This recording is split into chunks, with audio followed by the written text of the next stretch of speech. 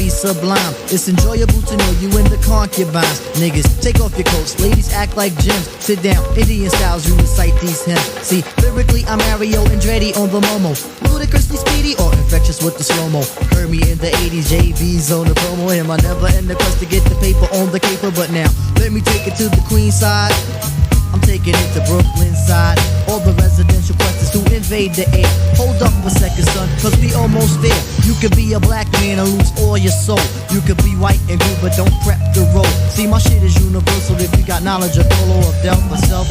See, there's no one else who could drop it on the angle. They're cute at that. So, do that, do that, do that, that. Come on. Do that, do that, do that, that. Yeah. Do that, do that, do that, that. I'm bugging out, but let me get back cause I'm wetting niggas. So, run and tell the others cause we are the brothers. I learned how to build mics in my workshop class. So give me the sword and let's not make it the last. We on a road tour with my man, going each and every place, through the mic in their hand. Trying to pass London, Tokyo.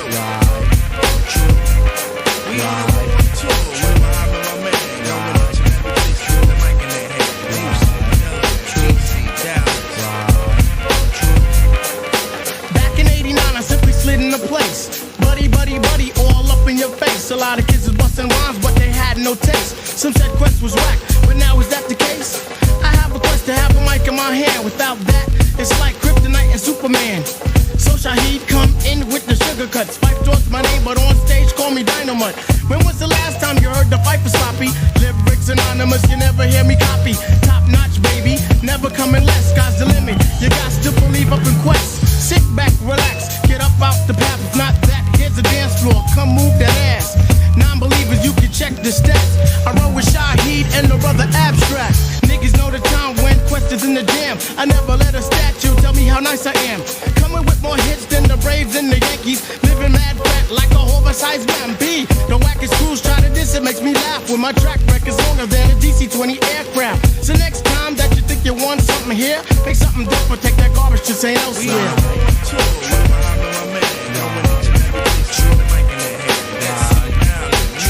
Motown. Right. We on a road tour with my man, going each and every place, through the mic in their hand. Chinatown, Spokane, London, Tokyo. Right.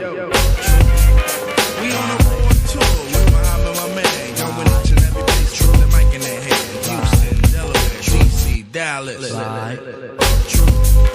We on a road tour with my man, going each and every place, through the mic in their hand. New York, NC, VA. 7 times out of 10. Drums, please.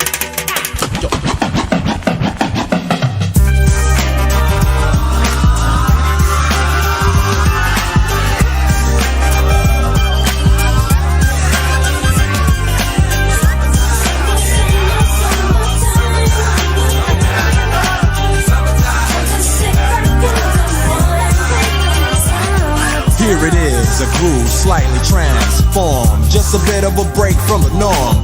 Just a little something to break the monotony of all that hardcore dance that has gotten to be a little bit out of control. It's cool to dance, but what about a groove that soothes and moves romance? Give me a soft, subtle mix, and if it ain't broke, then don't try to fix it. And think of the summers of the past. Adjust the bass and let the Alpine blast. Pop in my CD and let me run a rhyme. And put your car on cruise and lay back, cause it's summertime.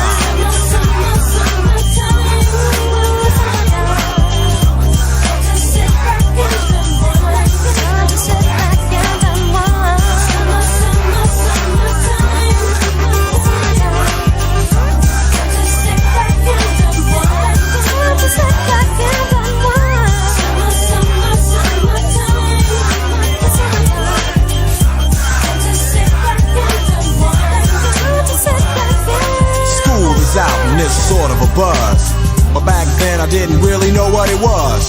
But now I see what happened is the way that people respond to summer madness. The weather is hot and girls are dressing less and checking out the fellas to tell them who's best. Riding around in your Jeep or your Benzos, or in your Nissan sitting on Lorenzo's. Back in Philly we be out in the park. A place called the Plateau is where everybody goes. Guys out hunting and girls doing likewise. Honking at the honey in front of you with the light eyes. She turn around to see what you beeping at. It's like the summer's a natural aphrodisiac, and with a pen and pad I compose this rhyme to hip you and to get you equipped for the summertime.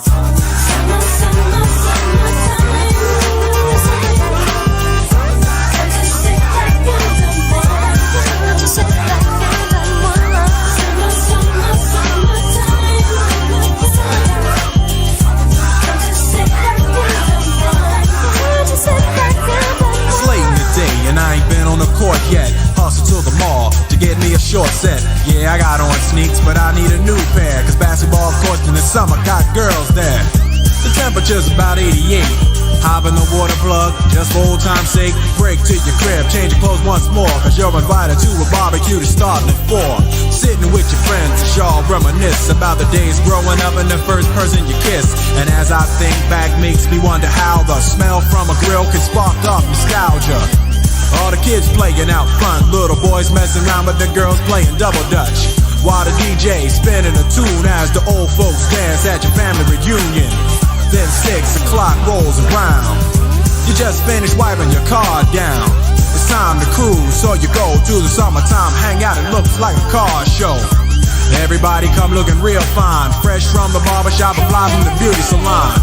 Every moment frontin' and maxin', chillin' in the car, they spend all day waxin', leaning to the side, but you can't speed through 2 miles an hour, so everybody sees you. There's an air of love and of happiness, and this is the Fresh Prince's new definition of summer madness.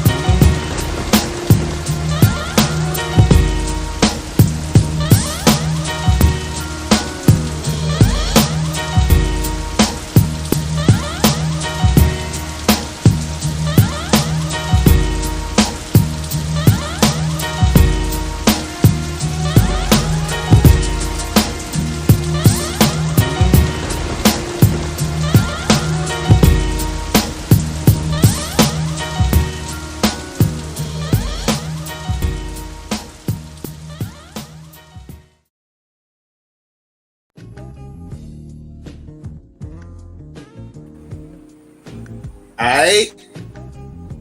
Peace and Black Power, family. It's your boy Psychopath and your girl Renee. Black at you. Know what I mean? With another RBG pill show. What's really hood out there, family? Let me get some ones out there. Let's make sure y'all can hear us clearly. Y'all, we should be good, but let's just double check. Know what I mean? But yeah, let me get some shout outs while I'm waiting. Let's see. Shout out to Carolyn. Shout out to Marlene, was good. Shout out to Albella. Shout out to Pookie, Elaine, Q Hefner. Shout out to everybody else that might come through and might be listening. What's good, Renee? How you today? Renee? Yes. What's going on, Renee? How are you? Nothing much. I'm good. How are you? I'm all right. You already know we got a lot of fuckery that's been going on. You know, one of these things I touched on Saturday, one of them, and then we had a couple other incidents happen since then. And we kind of want to address this, right? Yes, definitely. Peace, y'all. How y'all doing? I'm good. And if you can, please share the show. But shout out to the chat. Shout out to everyone listening, everyone who will listen. We appreciate y'all, of course. But yeah, so we're gonna get into it tonight or today or whatever it is.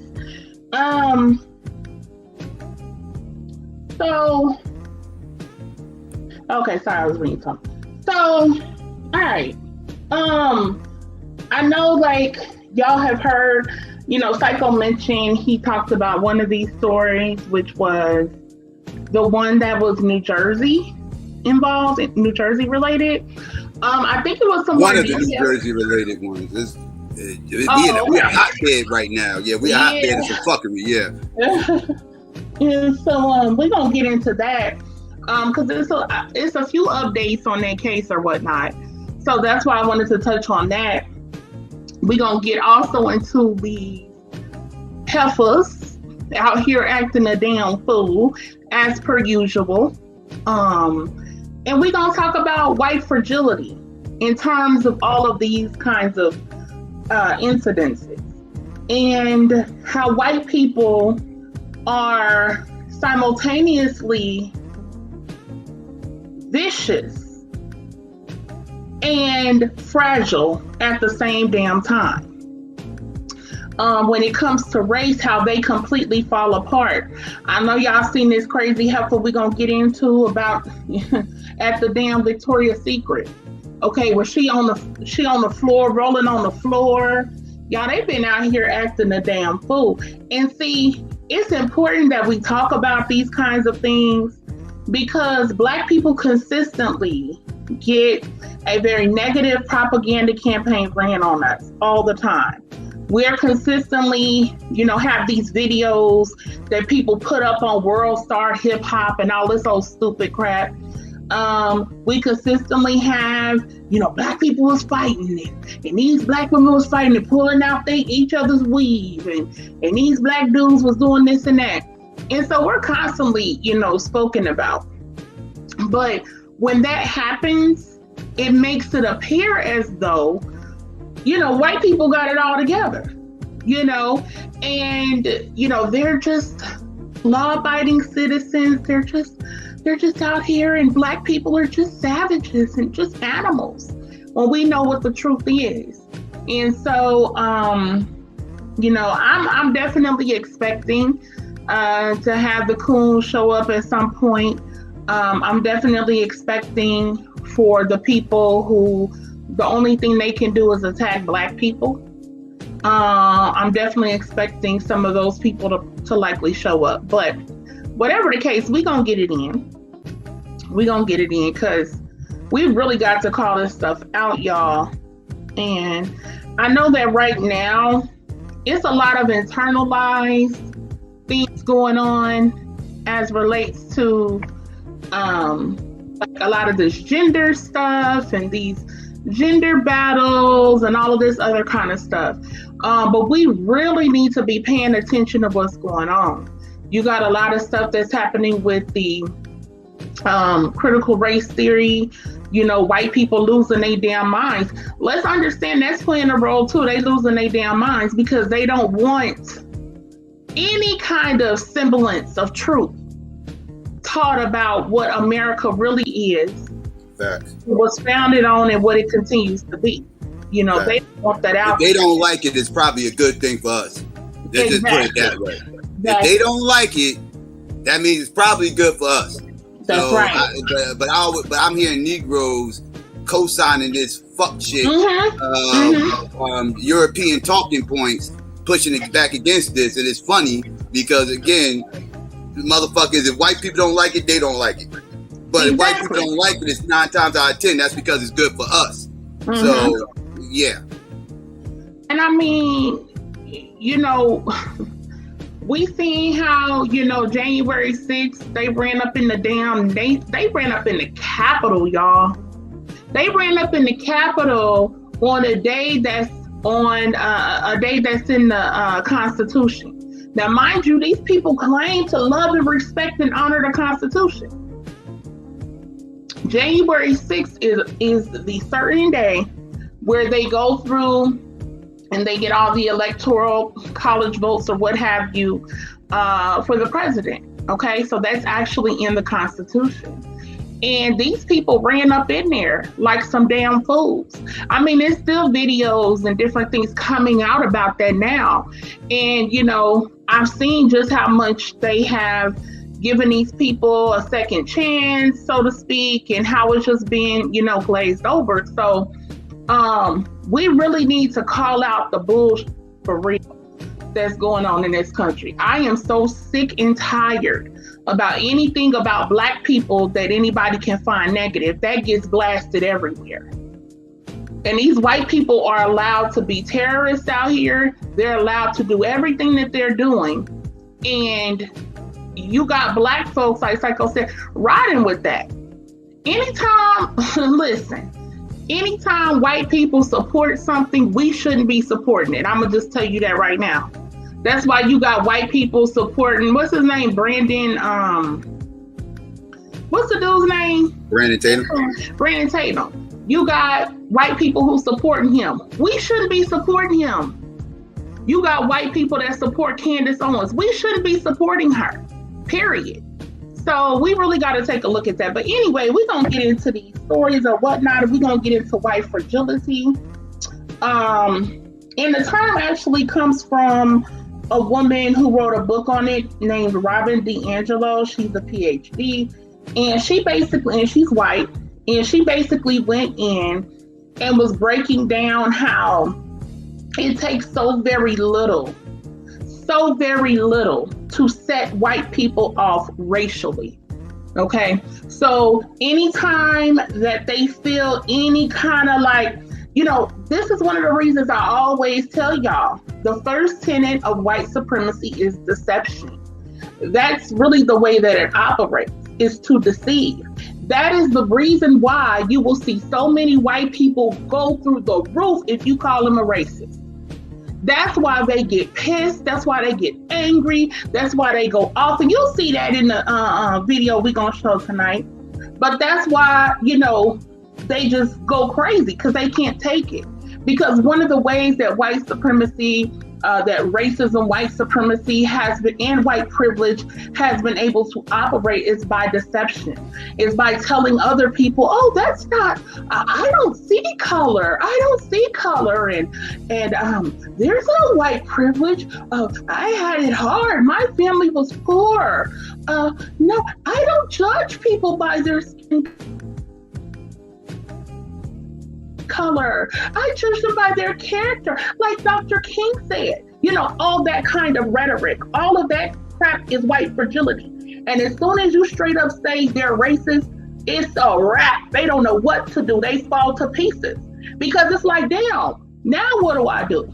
I'm invested in making Black people think I don't see color, as if anybody believes that. Nobody believes that but a coon.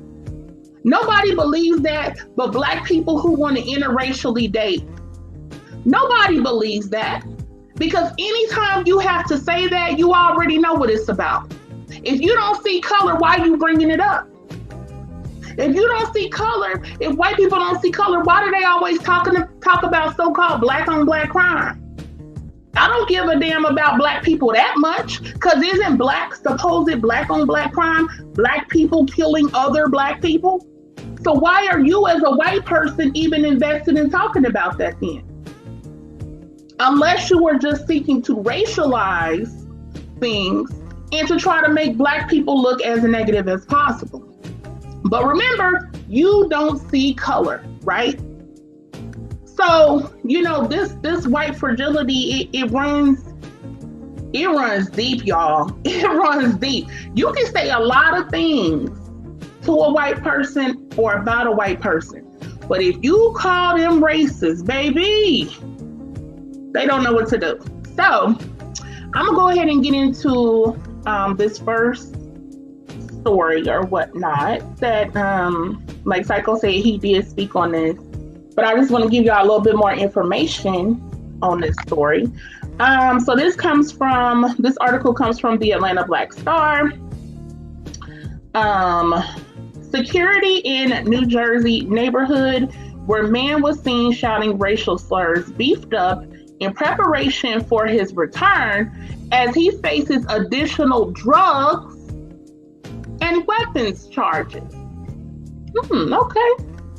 Let's see what's going on. All right. The man filmed shouting racial slurs at a black neighbor in Mount, and by the way, this article came out yesterday. The man filmed shouting racial slurs at a black neighbor in Mount Laurel, New Jersey this month before he was arrested in front of a cheering crowd after footage of an altercation went viral on social media, is facing additional charges. Security in the Essex Place community, where 45-year-old Edward KG Matthews lives, is also being beefed up in preparation for his return. The Essex Place community HOA told TMZ their priority is to keep everyone safe upon Matthews' return after his Tuesday bond hearing. A police presence is set to be scheduled 24/7, y'all, on his block and outside his home. Interesting. After hundreds of protesters gathered outside his home on July 5th. So now he's getting full out police protection, y'all. He gets to come home. He gets to have all the, you know what I'm saying, race soldiers and all them protect him, okay? On July 2nd, Matthews was filmed shouting epithets at, as he stood within a couple of feet of a young black man standing on a porch in front of a home. He used the N-word and made other racist remarks, the bystander video shows. Ring camera footage shows that the encounter began when Matthews went to confront the couple living in the home, allegedly over issues regarding conflicts relating to the HOA board. The man seen arguing with Matthews in the video, identified as Echu Teneo Brandon Tambe, I guess, currently serves in the Air Force and interceded on the couple's behalf. I believe he was with a white woman. After Matthews After Matthews announced his address in the video, hundreds of protesters showed up outside of his home, and he was led out of his residence in handcuffs by Mr. Laurel police. I think they meant Mount Laurel police, as the crowd cheered. He was arrested on assault and bias intimidation charges. Okay. On Thursday, Matthews was hit with additional charges, including weapons, stalking, and drug charges. During an investigation, authorities discovered a slingshot and ball bearings that matched those used to damage 2 vehicles belonging to a neighbor, as well as psilocybin, I think it says mushrooms, according to the prosecutor. So he was on that, he was tripped out. He was taking, I think that's basically LSD, right? Or something similar. Yeah. Would you say it was? Mushrooms. That's a hallucinant. Yeah. Mushrooms. It's a hallucinant, yeah. These new charges underscore the importance of our community members coming forward with any information they have about criminal activity, whether about this case or any other incident, said Chief Stephen Reedner. Because someone recorded Matthews' conduct on Friday night, we have the evidence to bring the previous charges and the opportunity to gather the evidence that led to these additional charges, including for damage we allege he recently caused to his neighbor's vehicles. The department has faced criticism for not taking action against Matthews sooner, despite complaints. Reedner said his team was limited by the law, y'all. quote, as disgusting and reprehensible as his language was, that necessarily didn't raise to the level of an arrest in New Jersey under biased intimidation. After the incident, other neighbors spoke out and revealed they had also been victimized by Matthews. Some residents claim Matthews had a history of slashing the tires of his black neighbors as part of a bid to get Black Homeowners Association members removed from the board and get himself elected. Damn. Patricia Lanier told the Daily Mail last week that Matthews, whom she'd never spoken to, hammered nails into 2 of her tires. Everybody knew who did it, but the police said unless we saw him, they could do nothing about it, she said. Mount Laurel Township Mayor Steph Stajic, and State Assemblywoman Carol Murphy also revealed that they had received threatening phone calls and emails from Matthews.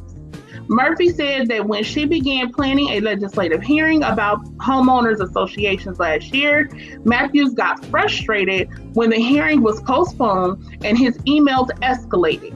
He told her that he knew where she lived, Murphy revealed, which prompted her to install a $2,000 security alarm. Prosecutors are asking the state Superior Court to keep Matthews incarcerated while his charges are pending. Damn. So, okay. So you have this dude who was able to terrorize that neighborhood, who was able to terrorize his black neighbors who are there, who own their homes, who are paying to be there, doing things to their vehicles, damaging them, putting nails in people's tires, sending these kind of crazy emails to people. And he was still allowed to operate and get away with it. So much so that I know Psycho broke down that video, but you saw when the police came, the police was like trying to kiss his behind. I mean, he was sitting there going ham. He was even talking to them. And old boy was like, okay, yeah, okay, like what? Like that's how y'all gonna handle him and everything that he's saying and doing? Coming and calling this man N-words and calling this man a monkey and all of this other stuff. So again, they think that they can get away with doing these kinds of things and then they'll blame it on something else, right? Like, there was one story I was looking at, and a white man had this outburst, on black people and was calling them ends and everything. Oh, he said something about his blood sugar was low. What? Wait, what? Huh?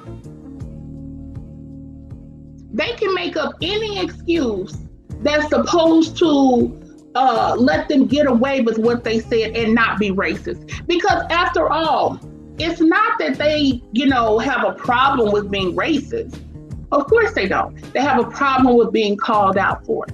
That's why I saw in his apology video, and I don't know if Psycho played that or not before, but in his apology video, he was saying, oh, I'm not racist. And then, so then what is racism then? Like, what would you being racist look like then? If the things you were doing is not racist, what would racism look like from you? And the crazy part about it is that a lot of black people have allowed white people to create the definition of racism. And so white people, the measuring stick they supposedly use is, well, I didn't say the N-word, right? So they can do whatever to you, say whatever to you, as long as they don't say the N-word. But, wait a minute, there's a but. But if they do say the N-word, they can just pass it off on something else. My blood sugar was low. I had a hard day at work. I'm selling my house. I got pulled over and got a speeding ticket. They can blame it on whatever. Right? So then that also is supposed to excuse it. So you say, oh, they're not racist. He just had low blood sugar. Like, this is how crazy this stuff is. And so, I guess he takes mushrooms or whatever the hell he does. I'm sure he does a lot of other things than that. And what's so crazy is, like, sometimes when you see these kind of stories, they'll go in these people's houses and these dudes be having hella guns, hella weapons, hella ammunition, all of the above. It was a story about some dude who, I don't think I did the story on here, but a guy who had a Nazi flag up. Okay. And his neighbors had complained about it before, whatever. He ended up shooting, I don't think he killed them, but he shot 2 people who walked on his property or something crazy like that. So they ended up arresting him, okay? When they went up in there, this fool had so much ammunition, do you hear me? He had so many weapons. And it's like, we always hear all this stuff, right? About black people with guns. And young black men with guns. And they got guns and they got weapons. And they got ammunition. America don't give a damn about no guns and ammunition. Long as you white.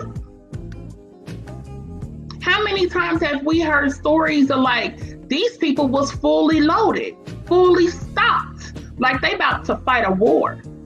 And they only found out about it because the person did something else, which led them to have to enter the house. So it's like, it's a lot of talking out of both sides of the mouth in this country, of course. But yes, I just wanted to give a little bit on that article. Do you want to say something? Well, this article only kind of validates my little suspicions or whatever, because I wondered when I first saw this story whether or not this was some loudmouth Italian or whatever, right? And from everything I'm hearing from this article, only kind of furthered my suspicions. What we got is a big mouth, loud mouth Guido. Might have some mob connections or whatever because he's feeling very emboldened. Either that or he's very high. But I'm assuming he must have some type of mob ties, or at least claimed he had some or whatever for him to get away with this, like this in that community or whatever. So it must be something along the lines of people didn't want that type of problems, but this was too much and this guy kind of crossed the line. So motherfuckers decided to take these, take the justice into their own hands, right? And decide to go over to the house. And since he's up here talking all that extra shit, then let's go do it. Some of the people that came around there wasn't even from that complex or whatever. But it's funny hearing some of the responses about this story from black people, right? And I mentioned this during that Tila Tequila thing, and I touched on this a little bit on my Wake and Bake, but black people as a whole has a tendency of taking the target off of the non-black perpetrator's back and putting that target onto the black person back who was victimized, and start victim blaming. And they start looking at things that the black person did that was wrong, opposed to everything that the non-black person did that was wrong. And they tend to take the attention off of the non-black person just for the sole purpose of putting all that attention on the black people. I saw it with the Tila Tequila shit. I saw weirdos trying to somehow or another make the Tila Tequila shit about black men for some type of reason. I don't know how the fuck Tila Tequila situation ended up being about black men when black men had nothing to do with that Tila Tequila shit at all. Nothing. She is not currently fucking with a black man. the black men did not create Tila Tequila. Asians have been on they fuck shit with black people, especially black women, forever, for decades in this country. Asians have been attacking black people. But I gotta see people say that somehow or another black men is the fault of Tila Tequila.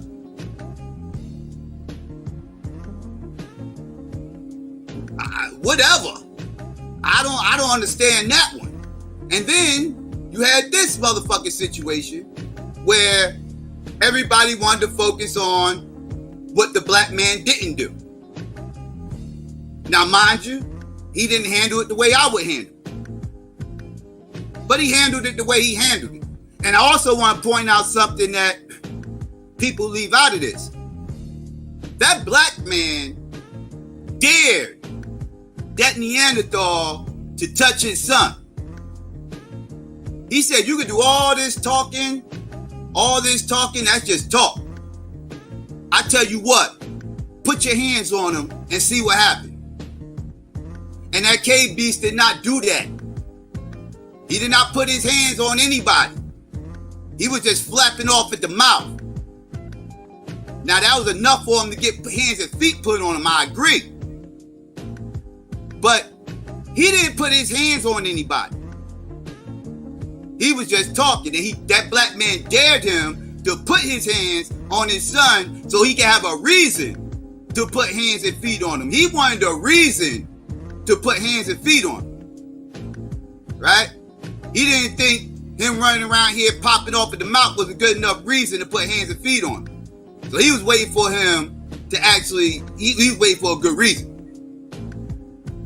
I feel like he had one, but that's a different topic. He didn't feel like it was enough. He felt like he needed to have this motherfucker put his hands on him or his son or whoever, so he could have a reason to beat the brakes off of him. Right? That's how he felt, right? That's how he chose to handle it. He didn't run. He didn't dip off or nothing. Now, I want y'all to remember everything I just said, because a lot of people have said that this man was this, he was that. They want to throw all the attention on to the black man. Don't worry about what that cave beef was saying. Don't worry about how he was acting, how he was behaving. Don't worry about none of that. This black man should have did something. It's on him, right? Now, I want y'all to remember everything I just said and remember who was holding these positions. I'll get back to all that later. And then they ran up. You had some people in the community, some Black Lives Matter motherfuckers. They saw the video, heard the address, decided to go out to his spot and pull up, right? Now, I heard motherfuckers upset about this. I heard weirdos running around here saying, why did it take all you motherfuckers to show up to this white man's house? I literally heard Negroes, black people. I heard black people saying, why did it take for all you Negroes to go to that one white man's house? Now, I want y'all to think about that for a second. And I want y'all to think about what these black people are saying when they say these things. What these black people are saying is that we should have had more morality than that. That's what black people are saying. Black people are saying we should have had more integrity than this. Black people are saying we should have basically went up there and just one motherfucking dude should have went there, knocked on the door. Yes. Hello? Yes. Mr. Cagney? Is it Cagney? Yes. Yeah, yes, Cagney. How you doing, Cagney?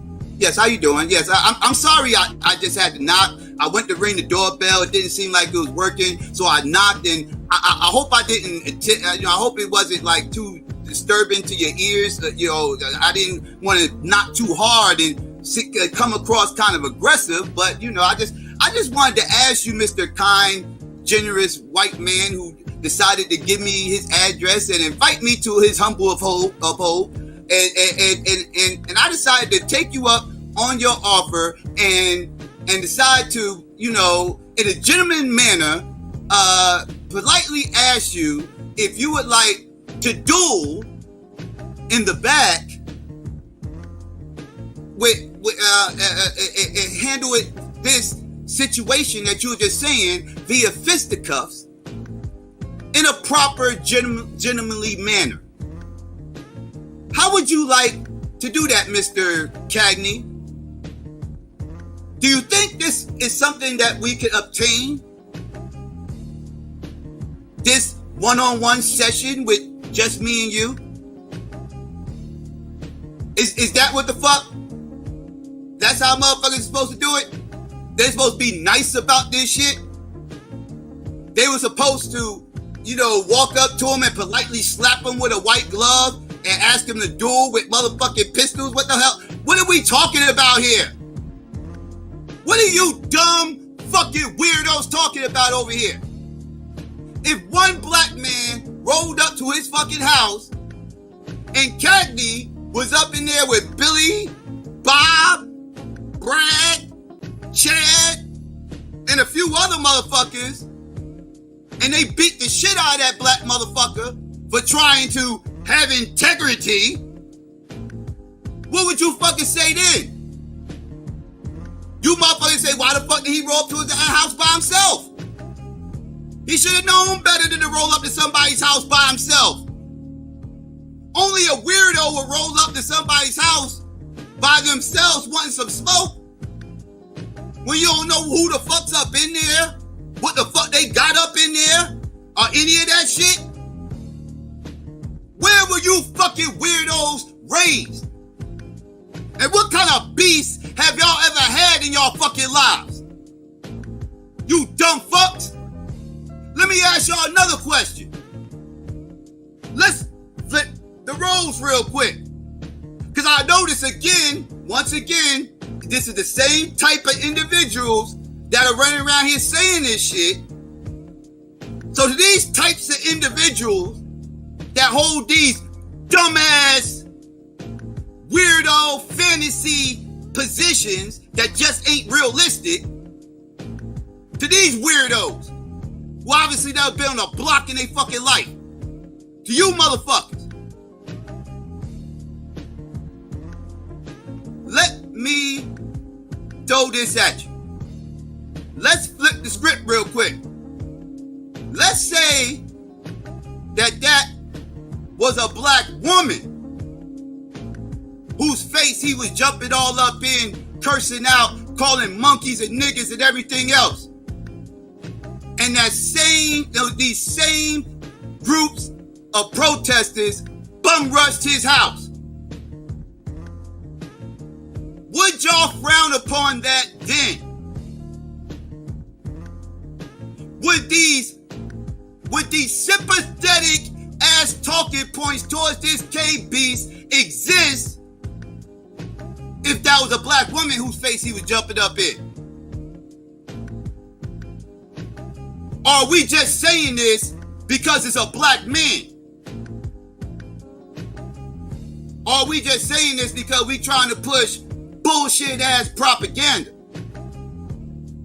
Because I don't think these same individuals who talking this dumb shit will have a problem with a bunch of Negroes bum rushing his house if this is a black woman that face he was jumping up in. I don't think they will have a problem with it. They only have a problem because it was a black man. Huh? Y'all motherfuckers are dumb as shit. I don't give a fuck whose face he was jumping up in. He deserved to have more motherfuckers run to his fucking house. It should have been more motherfuckers. That's what I'm pissed off about. I'm pissed off it wasn't more motherfuckers there. You white worshiping, coon ass motherfuckers are mad that they showed up. Now that video went viral and that motherfucker shot his address out and dared motherfuckers to come there and nobody showed up, then y'all be bitching that nobody showed up to his fucking house after he doxed himself. You weird these same fucking gender banging fucktards will be saying that these motherfuckers are pussy for not going to his house when he shot up his fucking address. That's what you weirdos would be fucking saying. So miss me with y'all coonery. Miss me with y'all white worship. Miss me with y'all anti-black rhetoric. You dumb motherfuckers. And go find some pink, hairy ass to kiss. So y'all get the fuck out of our face. You stupid motherfuckers. You dumb motherfuckers. Go fuck yourselves. Who y'all ever pulled up on? Who you punk motherfuckers ever pulled up on by yourself or with anybody else? Who? Who you punk motherfuckers? Who? Get y'all punk asses out of here. Y'all motherfuckers a bunch of pussies. A bunch of punks. All you motherfuckers. Sick of you motherfuckers taking that goddamn motherfucking target off these non-black people back. I'm sick of y'all running interference. I'm sick of you cowards running. You motherfuckers are cowards. Cowards. There should have been more motherfuckers there. Fuck is you talking about? How y'all know it was one motherfucker up in there? Motherfucker, y'all dumbasses out of here. I don't know who the fuck up in there. I'm pulling up. I'm pulling up. Whoever's up in there, I'm gonna try to have more motherfuckers than him. Fuck you. That's how the fuck you pull up. That's how the fuck you turn up. Obviously, you punk motherfuckers don't know how to turn up. That's because y'all a bunch of punks and y'all ain't never did it in y'all fucking lives. Y'all ain't never pulled up at nobody's house before in y'all fucking lives that be saying that dumb shit. Nobody pulls up at somebody's house by themselves. Nobody. Only an idiot would. You pull up at somebody's house, you better not be by yourself. You better hope you brought enough motherfuckers. Because you don't know who the fuck's there. And you don't know what the fuck they got up in that house. You better come correct. Or don't come at all. Go hard or stay y'all punk asses home. You punk motherfuckers. Anyways, I'm over it. I just had to throw that out there because I just saw a whole bunch of pussies. A bunch of punk ass pussies who ain't never been tough in their fucking life trying to tell other people how to be tough. Shut y'all punk asses up. Y'all punk asses out of here. Yeah, I'm about to call names too. Michi X. Michi X. You want to talk shit? You want to take up for the other side of you? You feeling sympathetic to the other side of you? Giving these sympathetic talking points to the other side of you? Michi? Huh? Gonna call all them a bunch of punks? When your punk ass sit your ass up in a fucking house? Where the fuck was you at last year when motherfucking, what's that punk, Grandmaster Gay? Grandmaster Gay was running around here protesting with all these motherfuckers with a bunch of fucking guns they didn't even know how to use. You was championing that shit. I didn't see Grandmaster Gay out there by himself going to the fucking police department to check the cop that shot Breonna Taylor. He wasn't by himself, was he? When did Grandmaster Gay do any of that shit by his fucking self? You punk motherfucker, answer that. I'll shoot you one better. When was you even out there with him? You punk motherfucker. But once sit your half a cracker ass in your motherfucking house trying to dictate how everybody else should be tough. When your punk ass ain't fucking tough. Or your ex Boothang Grandmaster Gay. Now y'all don't fuck around. You want to talk shit about him now. I don't want to hear that shit. You was riding for that bitch ass motherfucker. You was riding for that scamming ass fraudulent motherfucker. And you was calling him all kinds of tough. So we already know you are a horrible judge of toughness. So nobody should take you serious about any opinion you have about what the fuck is or is it tough. Get your dumb ass up. All right, now I'm done. All right, I'll go ahead and pass the mic back to Renee. My bad.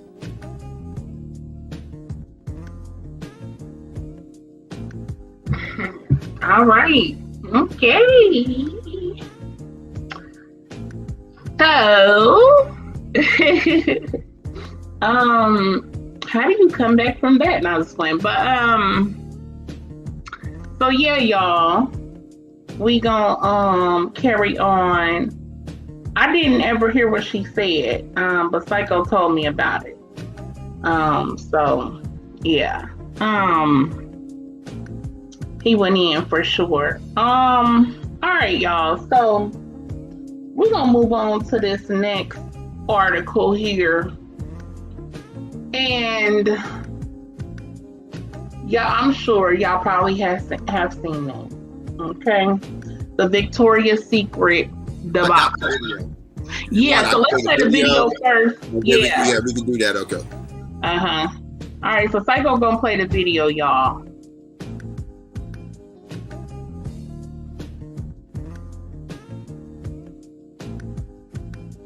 Okay. All right, family. This right here is some more Jersey fuckery. This is more Jersey fuckery. I told you, we've been a hotbed for European fuckery lately, right? And this right here happened out in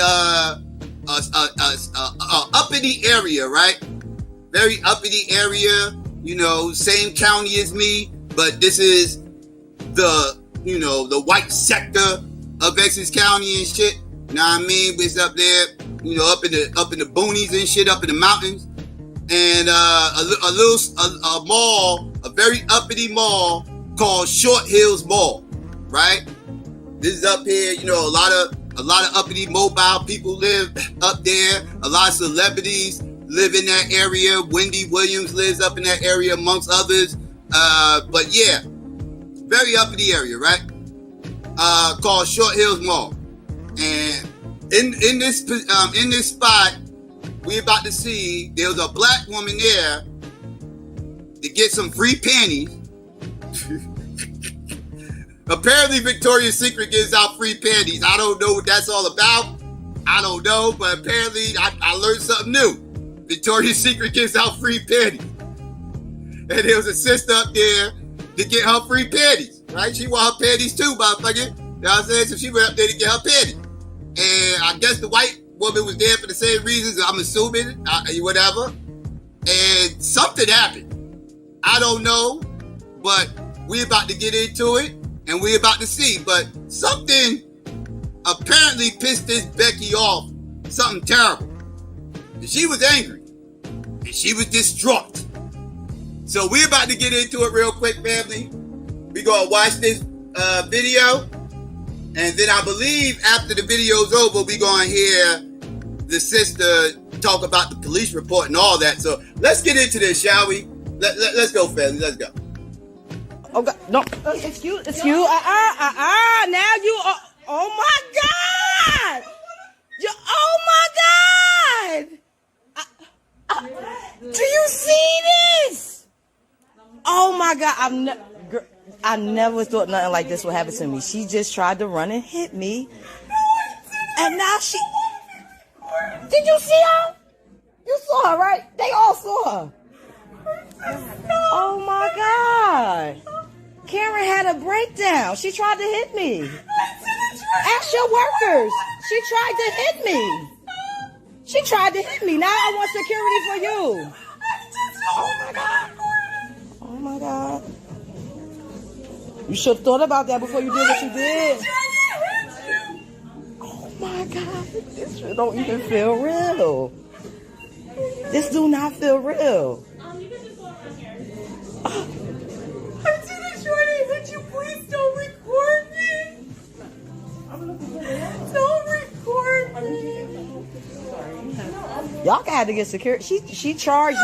If I wouldn't have ducked, she would. Oh no, you just wanted security for me, right? I want security for you now. No, don't cry.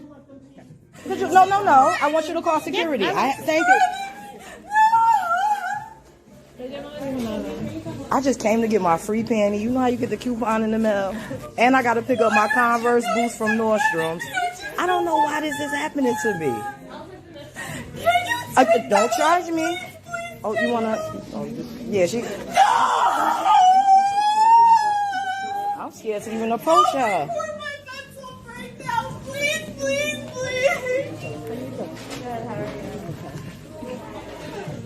You scaring me. Like you gotta go postal. No. Don't record. No, why don't she walk away from me? No, I was here. No. We're not doing this. Why don't I walk away from her? Why don't she get away from me? She could get away. Go wherever you want to go. This is crazy.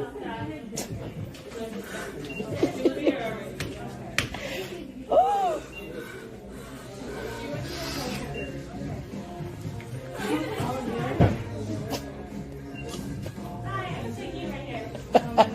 I'm sorry. I'll be the bad. Ooh, Lord.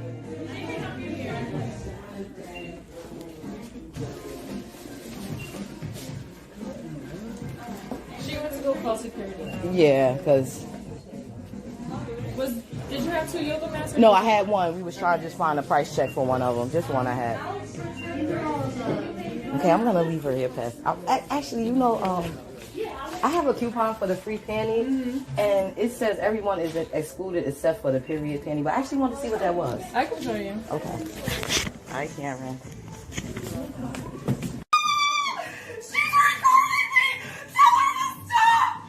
You keep lying saying I'm threatening you, so I'm recording to protect myself.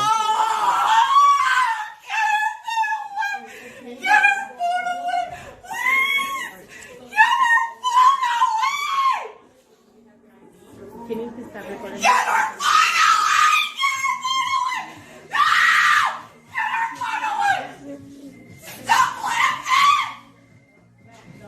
Yeah. Crazy lady. In case she attacked me and try to say I attacked her. You look at this. Get away from me! Oh, y'all better get this lady. Get away from me! You're look at this. That's security. Get the fucker! Security. Look at this. Yes, can y'all Get her away from me! Get her away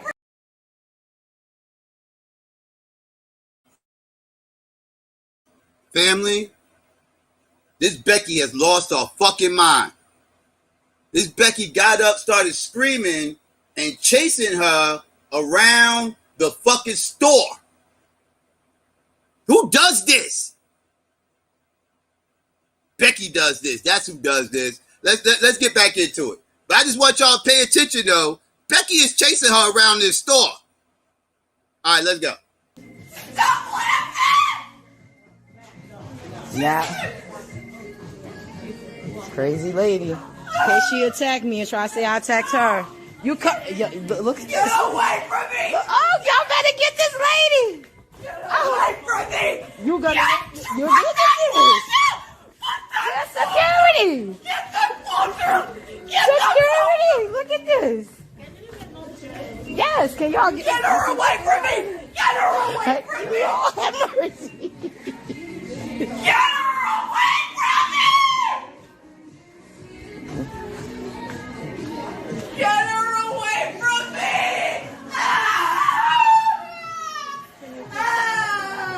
No, I got to just protect myself. She's trying to attack me. No. Stop threatening me! See, and she's saying I'm threatening her. I'm not saying nothing to her. It's to protect me. Once the law get here, who they gonna believe? Her white ass or my black ass? No! Get her away from me, please! Stop her recording from me! Where is security? In this short hills, y'all. Oh my God, in this short hills. Get her away! I gotta stop coming here. I thought this was the safe mall.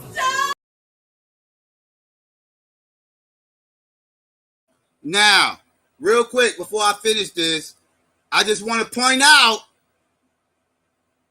that Becky is chasing her down and she's running from Becky. Now, to everybody out there that was holding that black man accountable for not hooking off on Billy Bob, calling him all kinds of punks and bitches, and saying how he bowed down to the white man and all this other shit, blah, da, da, da, da, da, da, da, da. Y'all better hold that same position here, because this Becky is clearly chasing this black woman, and she is clearly running from her. She ain't put hands and feet on her. She ain't trying to swing, ain't trying to kick her or nothing. She's trying to get away from her. So if you hold the position, now mind you, I don't hold that position that you weirdos held about that black man. But if you held the position that that black man was a punk and a bitch, then what are y'all gonna call this white woman, this black woman who's running from this white woman? What are y'all gonna call her? That's what I want to know. I want to know, is the smoke the same, or is it different based on the gender? Are y'all consistent, or are y'all full of shit? Is what I want to know. But let's continue. Okay, she attacked me and try to say I attacked her. You cut. Look at Get this. away from me! Oh, y'all better get this lady. Get away from me! You gonna. You're look at this. Security. Get the phone through! Get Security. Look at this. Yes, can y'all Get her away from me! Get her away from me! Oh, have mercy. Get her away from me! Get her away from me!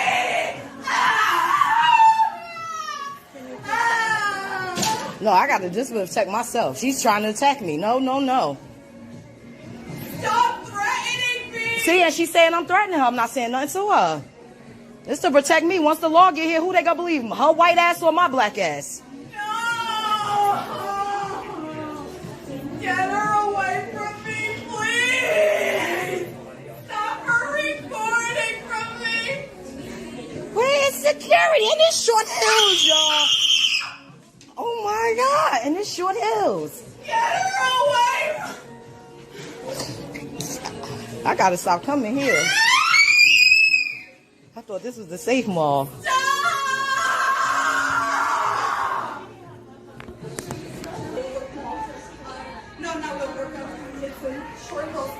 She's recording me. This person's threatening me. She's recording me.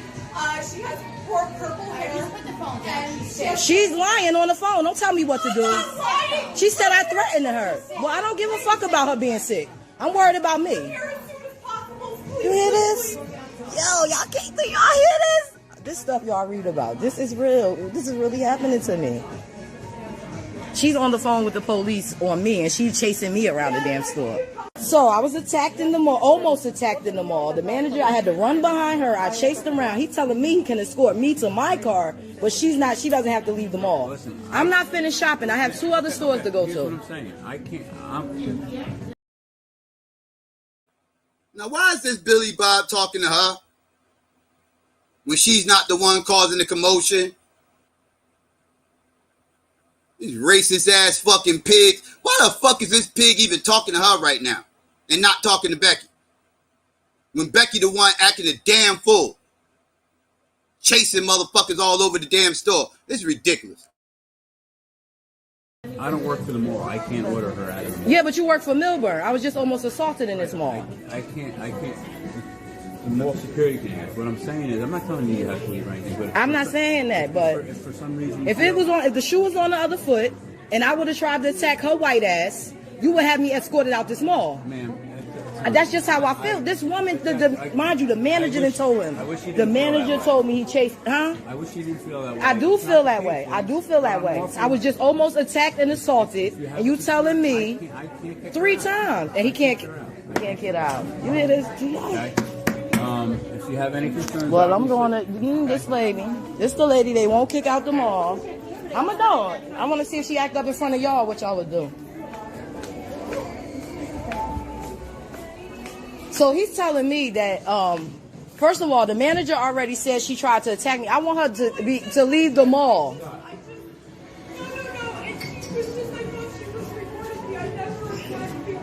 I don't understand why she can't be escorted out the mall. She tried to attack me twice.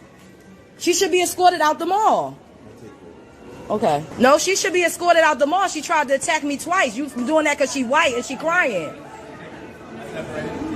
I am nowhere near her. I don't have to move. I'm not breaking any laws. Now you get so aggressive with me. Get aggressive like that with her. Look at this shit. See this shit? This lady chased me around the Victoria's Secret store. Literally. Chased. And the manager told them that she chased me. And they don't want to do anything but listen to her crying. Mind you, she crying. She chased me around the store. I should be crying. I got chased. The initial video, man. Can you email us? My what? The initial video that you took. Yeah, I sure can. Can I have the email and the case number, please, for today? Because I'm definitely going to go straight. Just because of your partner's smugness. What's that, ma'am? Yeah, the way your partner.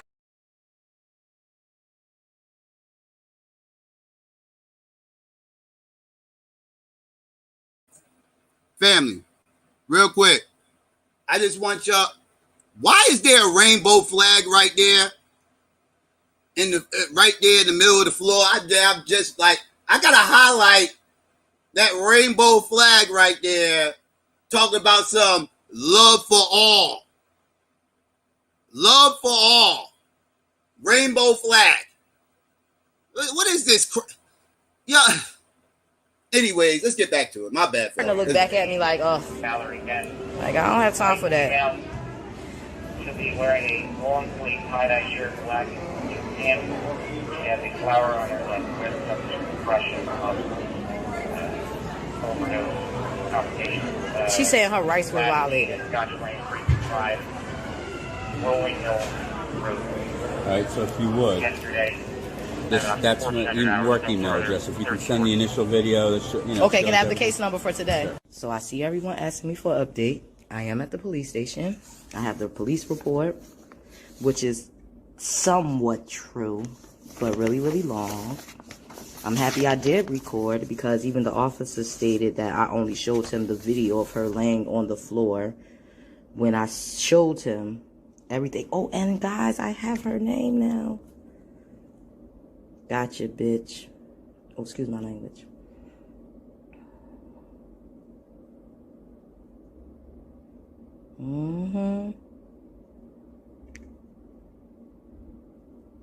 It's really, really long. You see this? And mind you, they took her statement first because, of course, she called the police. And she completely lied.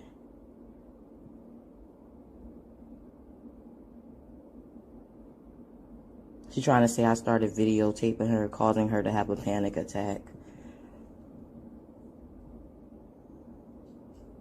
At which time she followed me to try to get me to stop recording. See this? So I'm filing a complaint against the 2 officers that responded. I didn't feel protected. I'm also filing a complaint against, what do you call it, the mall security. Victoria's Secret, it's like, you know, in my opinion, like, what do we expect them to do? Like, grab this woman and, you know, the manager even sent somebody to walk down to get security because they were taking too long. So I don't really have any issues with them. Not as of yet. Now, if they give us problems getting the video and all that, then we'll talk about that. You know, that'll be another story. But yeah, I'm going to read this in its entirety.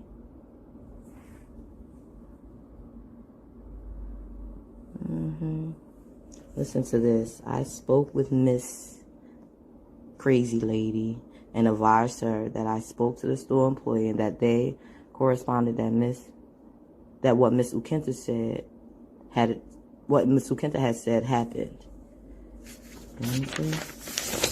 Hold on, guys. I don't know how to pronounce her last name. Then Miss Blank seemed to acknowledge that she was wrong, saying she was concerned about losing her job and apartment if the video posted online. Do you see this? And that she was having a panic attack about the videotaping. I advised her that Miss Ukenta has a right to videotape. I asked her several times if she was all right and if she needed an ambulance, and she declined repeatedly. She kept expressing her concern about her job and apartment. She finally stated that she was going home, and I asked if she would be okay to drive, and she says she was. At this time, Miss left the mall voluntarily with mall security. He got his full name in. Escorting her. I then walked over to Miss Ukenta and again advised her of the procedure for signing a complaint with the court and asked her to email. He didn't explain that to me. He didn't tell me how to file no complaint. I have that on video too. That's terrible. He didn't explain to me how to file a complaint. I gotta look at I don't remember that. But in case I'm wrong, I'm gonna look at that video again. Because I remember having to really ask him like 3 times just to get the case number. So I walked over to blah, blah, blah, and forced her to complain with the court. And I said to email her videotape. You did ask me to email my videotape. I remember that. So I could submit it with the report, and she said she would.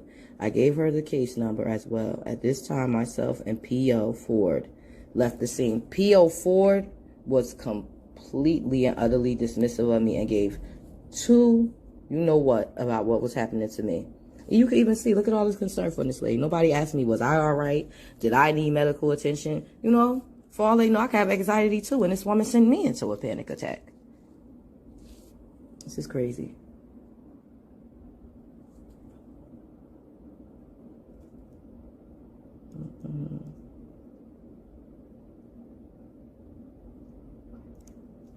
Yeah. You won't be investigating the report. But you're asking me why I'm complaining on your officers, and I'm telling you I can show you a video, and you're telling me you don't want to see the video. I don't want to hear from your mouth. What is it? All right, so I was in the mall. Basically, they didn't protect me. They didn't try to make from the woman that attacked me and chased me around the store. They didn't ask her to leave or anything. They said they weren't able to. They weren't able to ask her to leave the mall. I've never heard of such a thing. Because if I was chasing her around the store, I'm sure I would have been asked to leave the mall and or arrested. And I showed him the video. Why do you believe that? What you mean why do I believe that? Because... Why do you believe that? Okay. I don't want to play this game again today. You know, this happened to me Saturday. I'm very emotional about it. Okay, I'm asking you, I want to file a complaint against your 2 officers. You said I can do that with you, right? Because I see this is getting nowhere. I'm going to give you an internal affairs complaint form. You're going to fill it out. I'm going to pass it on to the internal affairs unit, and they'll be doing the investigation, okay?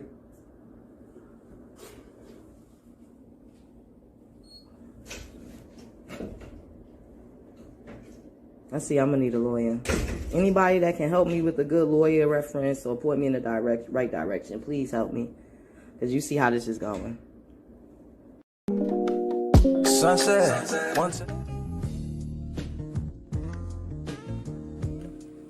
And there y'all go, family. There y'all go. That was the whole full footage that was out there. That was her at the end, reading the report they was making at the mall. Security and police had to make a report. Mainly mall security probably had to make a report. I don't know if any charges were actually filed, but yeah.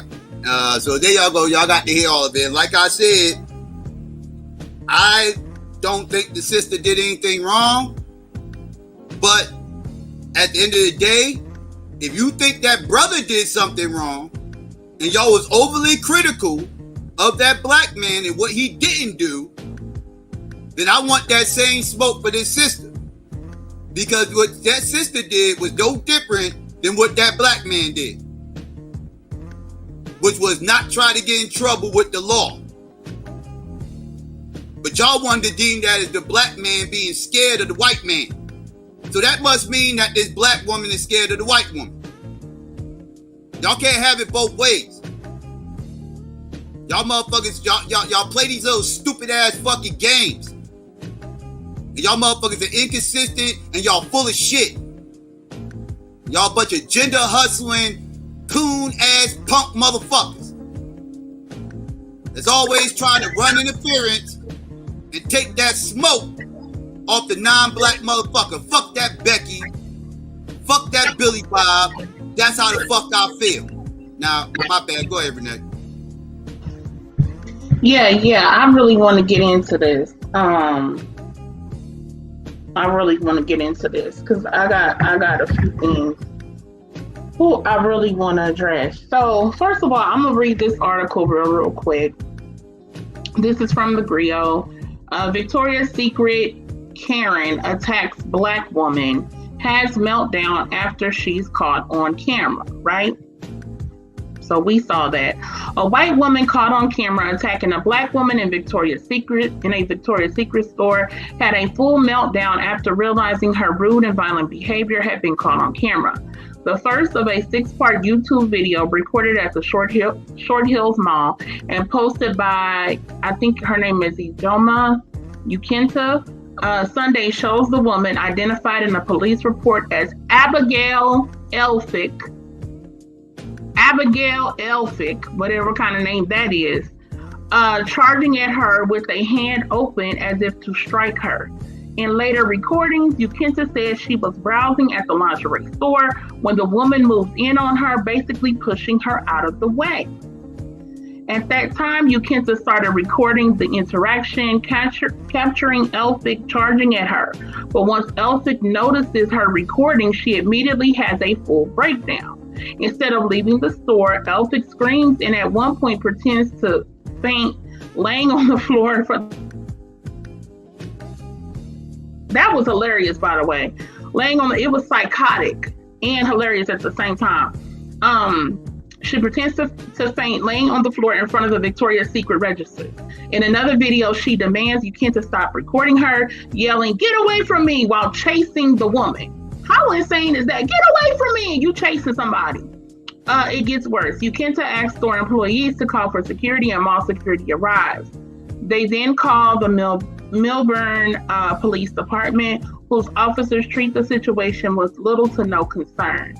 They inform Ukinta they cannot escort Elphick out of the complex. Bullshit, excuse my French, despite her violent behavior. In a later update, Ukinta checks in from the area police station. "I have a police report, which is somewhat true, but really, really long," she says.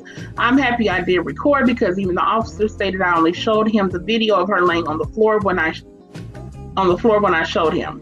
In one video, Ukenta reads the police report in its entirety. In it, Elphick admits she was wrong in her behavior, but that she didn't want to be professionally or socially shunned. She claims she had a panic attack after realizing she was being recorded.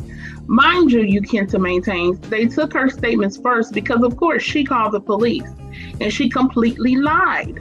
She's trying to say I started videotaping her, her causing her to have a panic attack, at which time she followed me to try to get me to stop recording. We know that's not true. So I'm filing the complaint against the 2 officers that responded. Continued Ukenta, I didn't feel protected. I'm also filing a complaint against the mall security. She noted that Victoria's Secret store staff assisted her, asserting its manager even sent someone to walk down to hasten security because they were taking too long. So I don't really have any issues with them. Not as of yet, Ukenta said. Now, if they give us problems getting the video, then we'll talk about that. That'll be another story. Okay, yeah. All clips from the encounter were shared to YouTube under a channel called Mama Africa Muslima, I guess. The GoFundMe account Ukenta set up to assist her in pursuit of justice has surpassed its $20,000 goal by over $11,000 at press time. That's what's up. That's what's up. Because when these people go out here, these white officers go out here and kill unarmed Black people, these white people flood GoFundMes. They flood fundraising to take care of these people and whatever legal expenses they may have. So that's what's up, because that sister definitely needs good legal defense in this situation. Straight up and down like that. Now let me get into a few things here, right? So, first of all, let me say this, shout out to that sister. But also let me say this too about the free panties, okay? Let me just get this out the way. For men who are confused or who have a question about free panties. Now, if you sign up for like some of Victoria's stuff, like their email list, and let's say you spend so much with them and stuff like that, you'll get coupons for like, come in and shop on this day, between these days, and you can get a free panty or whatever the case may be. Okay, so that's basically what the free panty thing is. Like, you've already been a shopper with them. You've already signed up for their emails and stuff like that. So, yeah. It ain't just any and everybody on the street come in and get some free panties. Okay, so yeah. But anyway, I'm saying that's what it made it seem like. She was like, "Yeah, I came in for my free panties." And no, I was like, "Oh, this shit, they give out free panties." It's like this shit like Taco Bell and shit. You know, you come here afternoon. You come here at noontime. If a motherfucker the World Series still X amount of bases, you get a free taco. Is it some shit like that? Like, no. Okay, okay. I was just wondering. I don't know. I'm just saying. Yeah, because men will be talking about they getting free panties from Victoria's Secret.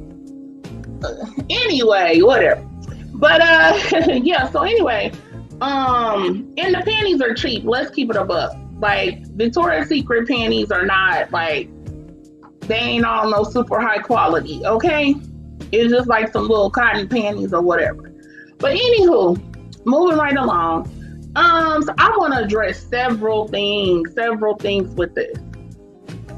First of all, shout out to that sister. I'm glad she most definitely recorded that whole situation. I'm glad she understood what was going on and everything with that. I'm glad that she followed up with a police report. I'm glad that she's taking it serious to get a lawyer and to do what she needs to do legally to this heifer and to these people.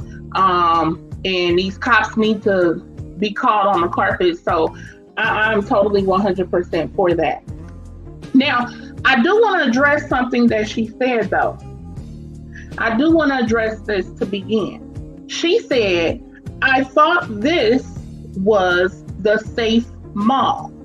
And I thought that was a really important sentence, because you know, that's what a lot of us Black people think, right? We think that the malls, and Psycho was breaking down about the Short Hills Mall and everything. So as Black folk, we tend to think the malls that are more so in the hood, or the malls where it's mainly Black people that frequent those malls, you know, those are the malls that are super dangerous. Those are the malls that, you know, get shot up, or you might get robbed, or something bad happen to you or whatnot. But I think we are doing a disservice to ourselves when we act as if white people and their racism is not a form of violence. That white people and their racism is not dangerous. That white people and their racism is not deadly. It absolutely is. But we just define, you know, being safe because, well, white people are there, right? And these are supposed to be white people with money, and, you know, they have security, and they have police there, and they have this going on and that going on. So it's gonna be safe, right? But not safe for you. That safety does not extend to us, because you see at the end when she went, after she was trying to, you know, file the reports on the police and everything, she said she didn't feel protected. And that was key as well. That's very important. They're not there to protect you.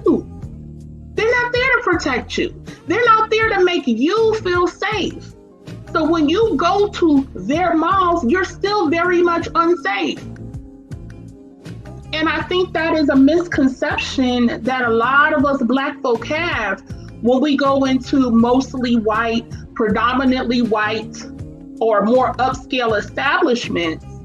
We don't realize, sweetie, sweetie, that protection and safety is not for us, it's for them. And so thus you have her calling the police, right? Because the white hoe know, oh, I'm gonna get on this quicker than her. I'm gonna call these police. Because I already know you got this Black woman. She said something about having purple hair or something. You got this Black woman in here with purple hair. I'm a white woman, and I'm gonna call down here. It's gonna be white. We're at the Short Hills Mall. It's gonna be white people that respond. I'm calling. So she automatically knew out the gate what to do. Okay, these people know what it is. That's why they can sit here and tell you, oh, you know, the police are only hard on Black people because Black on Black crime. No, they know what it is. They know that law enforcement is basically a private police force for white people. They know that. That's why they feel so comfortable calling them at any little situation. And they will lie right there. They will stand right there and tell a bold-faced lie in order to try to have the police show up in a more aggressive manner. That's why they do that, okay? And the tears and all of that plays a role into it. So she very much so knew exactly what she was doing. When the officer got there, I noticed that he was telling her when she said, they would have escorted me out the mall, my Black behind out the mall, if the tables were turned or whatnot. And he goes, I wish you didn't feel that way. Wait, what? You wish I didn't feel that way? You know damn well what I'm saying is true. You just don't want me. See, again, you don't want me to feel like that, but you know what I'm saying is facts all day. Everybody knows, had that situation happened where the Black woman was the aggressor, the Black woman was on video about to run up and strike this white woman, and she started acting a fool and rolling in the floor and doing all this stuff, she would have been up out of there like that. No questions asked. They would have put her name on the list. You can't come back to this mall. So all he can say in response to that is, well, I wish you didn't feel that way. Really? That's the best you got? And then you tell me what you can't do? Since when can the police not do anything about that? Since when? How many times have y'all seen Black people put out of malls? I know I have. How many times have you seen mall security and the police get together and make sure this person's out of here and they can't never come back here again. Now all of a sudden it's something different with this heifer, right? It's something different for Abigail. And they started to, as you saw at the front of the store when they were talking to Abigail,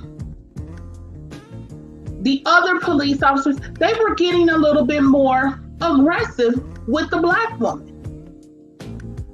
They were trying to flip that dynamic as to say, well, we were there trying to help the situation, but the Black woman, of course, she became aggressive with us, right? Because that's always what you hear from the police, right?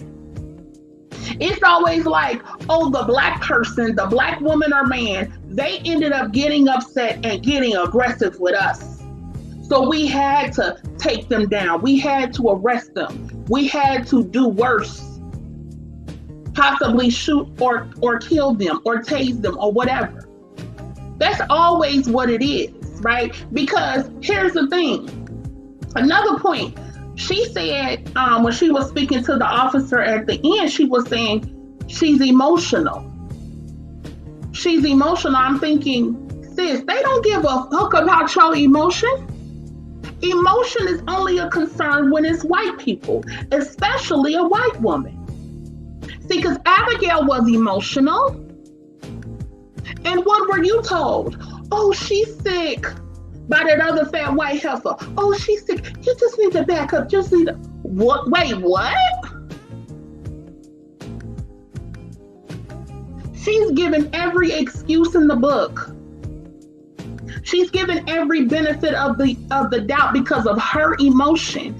As a Black person, our emotion means nothing. That means nothing. If anything, emotion is even more of an excuse to harm you.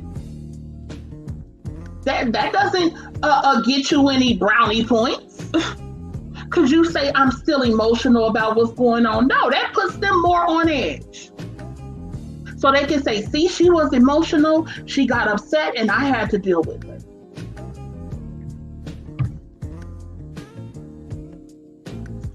I want to point out that, we've heard a lot about toxic masculinity, right? White women are the ultimate personification and representation of toxic femininity. Just like white men totally embody toxic, quote, masculinity. But let's talk about this toxic femininity of white women, right? They weaponize their tears to activate systems of white terror. They weaponize their tears so that white terror can be rained upon Black people, thus calling the police crying. Thus the white heifer you had in Central Park lying on that Black man with the whole bird watching thing with the dog and all that. And she was supposed to be a liberal, remember? She had voted for Obama and all this other stuff, right? Toxic femininity. White women are the masters, no pun intended, but pun intended. Because we know, just to go there really quickly, we know that white women were at least 40% of slave owners. So they've always had toxic femininity. When we look back on how many Black men had been lynched and other things, horrific things that happened to them, I mean, Emmett Till, so many situations, the Scottsboro boys, horrible situations that have happened, what ended up being, them destroying Black Wall Street. These things started with toxic femininity of white women. That if a white woman cries If a white woman has tears that a black person, especially a black man, but if a black person has supposedly harmed her or said an unkind word to her or bumped up against her or didn't bow down to her, that at her behest, she could have those people dealt with. Up until and including killed. So white women are the ultimate in toxic femininity, but nobody talks about that though, right? It's essentially like, I've heard, some people talking about, and black women, they get black men killed, they'll call they homeboys and they call this and that to go win a black man. Get that out of here. But that's a good example of what white women do though, because the backup they call for got a badge. The backup they call for has a badge and has immunity. So they can come do whatever because this white woman says so and they want to do it anyway. So hey, they work hand in hand. The white woman sets it up and the white man go in there and knock it down.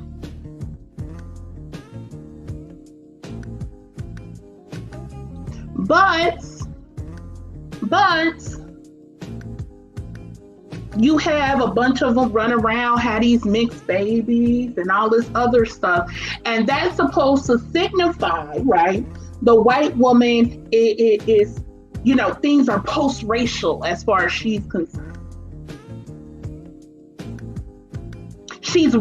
As some people say, she's raising black children and all these kinds of things. Do y'all not remember recently the white hoe that was at the coffee shop with mixed children and started going off on the black dude who was the barista or whatever you call it? She started going off, or baristo, I guess. Yeah. She started going off on him, right? Saying all kind of racist shit to him. And the South will rise again and this, that, and this. What? Sitting up with 3 mixed babies. That don't mean a damn thing to them. That means nothing to them. It's so many different TikToks I've seen with biracial children who talk specifically about having white mothers and how just because the white woman laid with a black man or laid with some black men or whatever the case may be and had mixed children, how horribly racist they are.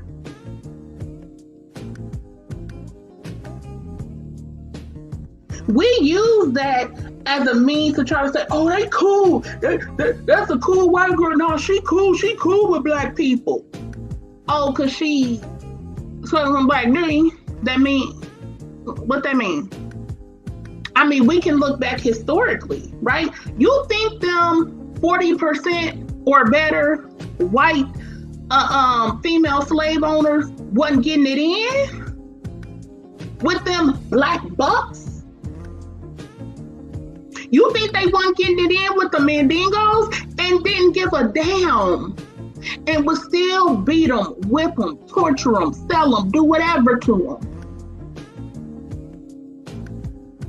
That doesn't mean anything because these people will have sex with a black person or even have a child with them. So what? We're the ones who get caught up in that. We're the ones always looking for a way to excuse white people and their racism. That's our problem with this whole thing.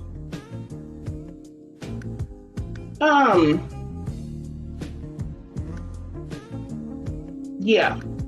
So I definitely wanted to address the toxic femininity element of this. Because, white women are given a huge amount of credibility. They're supposed to be these great women, soccer moms, and they're amazing, but I want you to think about something, right? The poster child of femininity. Right, exactly. I want you to think about something, though, right? You know, black women get thrown under the bus and dogged out. Who's raising the gangbangers? Who's raising the thugs and all of this other stuff, right? But I've noticed people don't really attribute that when it comes to white women, though, right? Like, who raised Hitler? If you want to keep, who raised Hitler? Who raised all these race soldiers? Who raised all the overt, right? Because I'm going to say overt because the covert white, races, which is all of them to me. But we're going to take a shot at the overt ones too, right? So who raised Dylan Roof? Who raised all the neo-Nazis and the skinheads? Who raised all of even the FBI with their racist ass talked about how rampant white supremacists and white supremacist organizations were in law enforcement? Who raised all them cops? They mama didn't have no impact. They mama didn't. Hey, question. Who raised Kyle Rittenhouse? A single white mother. Oh. And where is daddy at? Nowhere to be found to my knowledge. Oh, really? So it was a single... Wait. You should have said, where's the loyal white man at? White men loyal, remember that. Yeah, they stay with their families and take care of their children. So I know you're lying on them. You gotta be lying. But even when you look at Dylan Roof, he had a daddy. And he had a mama too, and he did what he did. And it's always understated, like, how many white single moms there are. White people get married and divorced all the time. So this idea that all these white people are growing up with these active white fathers who are involved, who are concerned, who are really raising their children is bullshit. You see all these people that run up in the schools and do all of this crazy stuff, these crazy white people.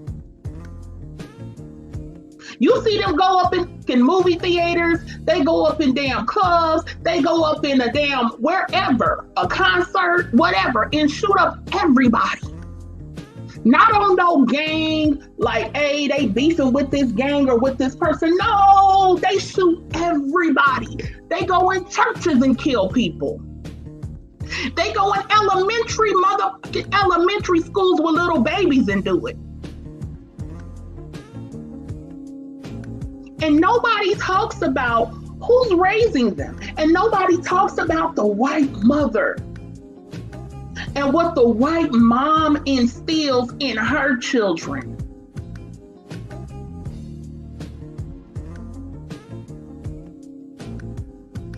I'm going to say this before we move on.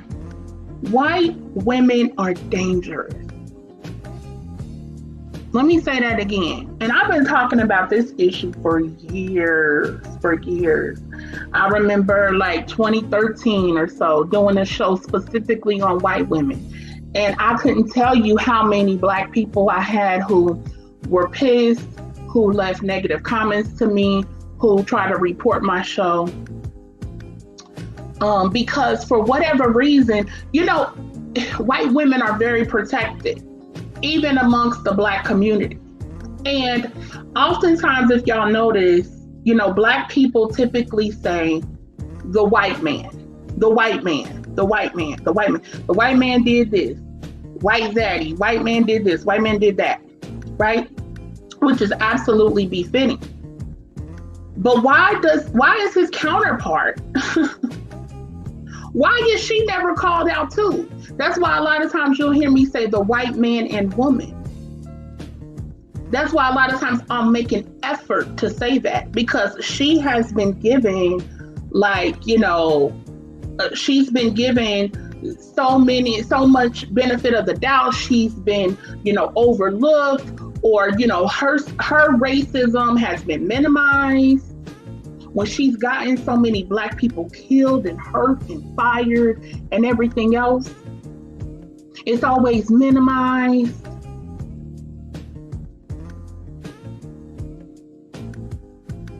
She's supposed to be what's great and good in the world. A lot of Black people get that too from like going to schools with mainly white female teachers and looking to white women as well as because a teacher in a lot of ways, especially for young children, to some degree is seen as a nurturer on some level. And so I think there's a lot of confusion there with a lot of Black children, whether they had a quote unquote good white teacher or bad or whatever. But there's like kind of, this thing that teachers nurture. So you're automatically seeing white people as authoritative figures anyway. Okay, that's already just based upon how society's already set up and the programming that's done and all that. So you already see that. And then a lot of Black children see white female teachers when they're starting off in elementary school and stuff like that. So they, I feel like, tend to put them on pedestals more. And so they are spared a lot of the things, when Black people talk about racism and all of that, they're spared a lot of that. And it's just the white man, the white man, the white man, the white man. But again, they're just as brutal, if not in many cases more.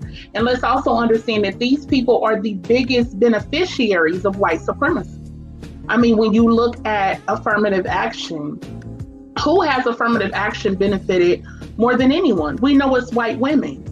Okay, because they got lumped in there, even though white women are actually the largest demographic in this country. There's more women than men.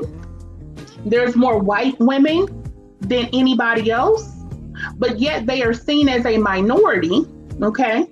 And they try to use the excuse, oh, well, they weren't really, hired in companies and this, that, and the other because of,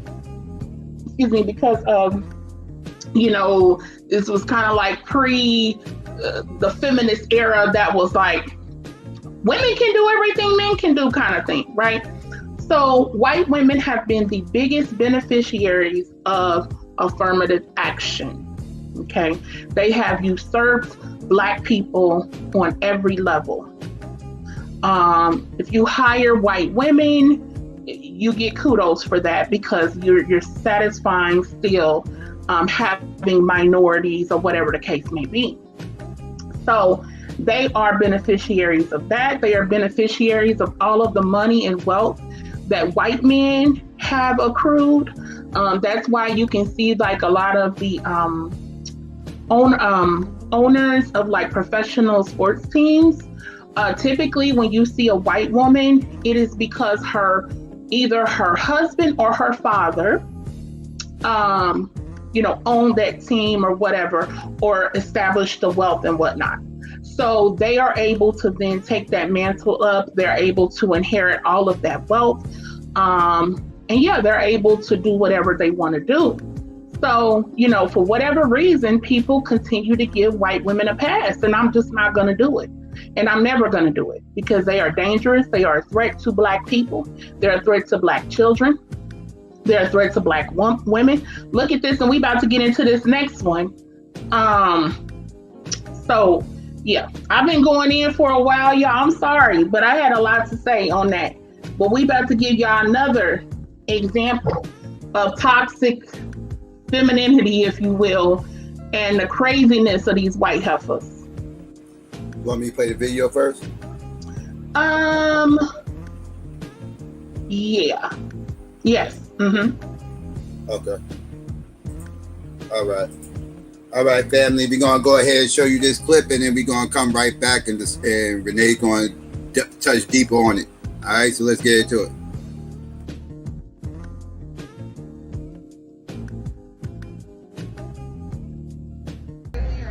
Prejudice, ignorance, ignorant, no good motherfucking bitch is what you are.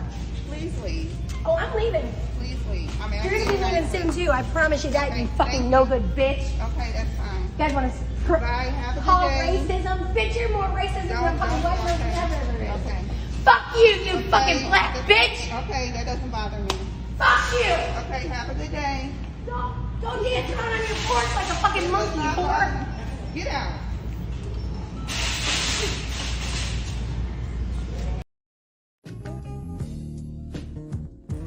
All right, family, there you go.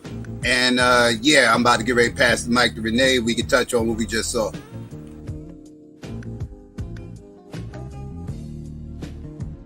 All right, so yeah, let me read out this little article real quick. Y'all, they love saying you black. They love saying that, honey. All right, so this article comes from Newsweek. And TikTok video of white woman's racist tirade against black store manager viewed over 2 million times. All right. So a video of a white female customer at a Ross clothing store going off on a racist tirade at a black female employee has gone viral on TikTok, garnering well over 2 million views on the social media platform. In the clip, the white woman can be seen yelling in the face of a black female employee, who the poster identified as the manager of the store near the entrance doors. The angry customer is not wearing a mask, of course not, although other customers appearing in the video are not either. And they've changed some of that now, so.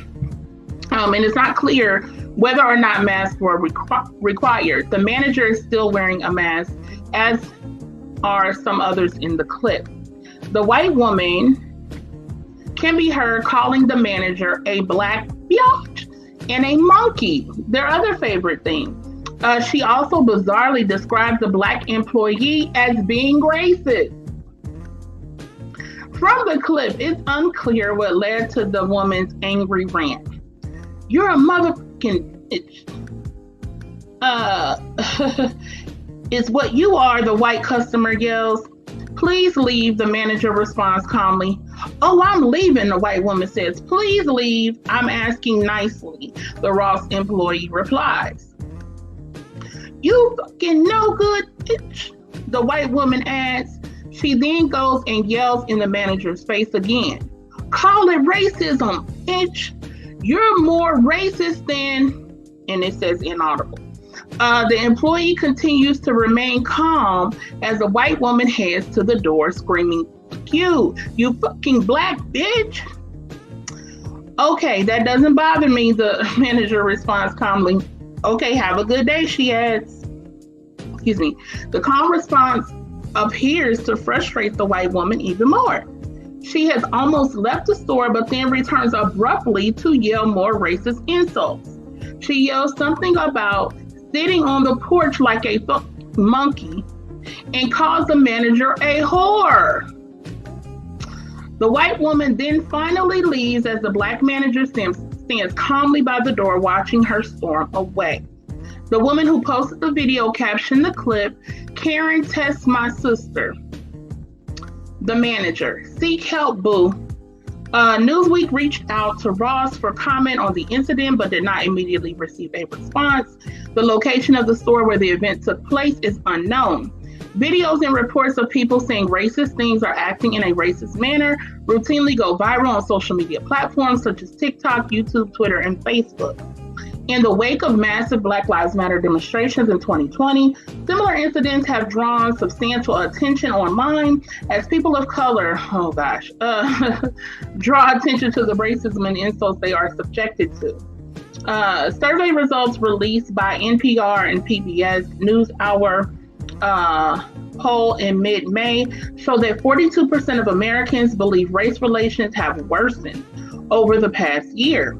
A poll carried out by the news organization a year prior shows that 2/3 of Americans believe former President Donald Trump worsened race relations in the country. All right, so yeah, y'all. So y'all saw the little clip or whatnot. of that crazy white heifer. And, you know, so these are the kinds of things that you will see from them, right? So the Black woman, and I just got to point this out. People always will point out, oh, well, if the Black person was calm or something, right? Well, she calmly said, Black people's emotions are always being managed. Do y'all realize that? Like, our emotions have to be managed. Other people have to dictate. Well, the whole idea of like the angry Black woman, right? And so that in and of itself is the policing of Black women's emotions. And that was done for a reason. So you had a lot of Black women who were, working in the house, who were cooking, who were cleaning. A lot of Black women who were being, raped and sexually abused by white men. And so the controlling of a Black woman's emotions became very, very important. Okay. So the idea of like a mammy mentality of, oh, yes, sir. And yes, yes, sir. That mentality is what white people would support because that was non-threatening to them. Okay. And so you didn't want Black women to be angry. You didn't want Black women to be upset. And they're cooking your food. They're nursing your baby. They're cleaning your clothes. They're doing these different things. And you are going to rape and sexually abuse them and their young daughters. You want to be able to control them.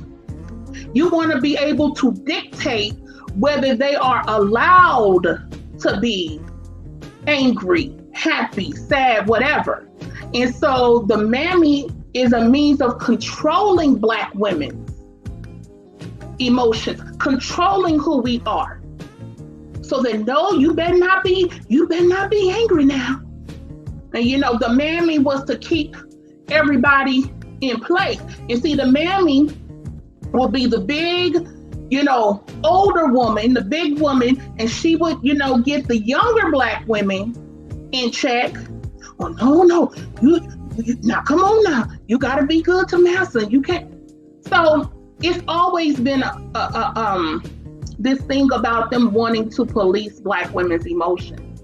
So I noticed that in the article, where they talk about, well, the manager calmly, like, what are you saying that for? Like, what are you saying she calmly? Because again, it's the idea that they have made Black women being angry such a negative thing. When anger is a human emotion. Like, since when are Black women not allowed to be angry? Well, since white supremacy, we're not allowed to be angry. That's the threat. That's the problem. Again, that's why mammy is put on a pedestal. Because they can control mammy, and mammy's supposed to control everybody else.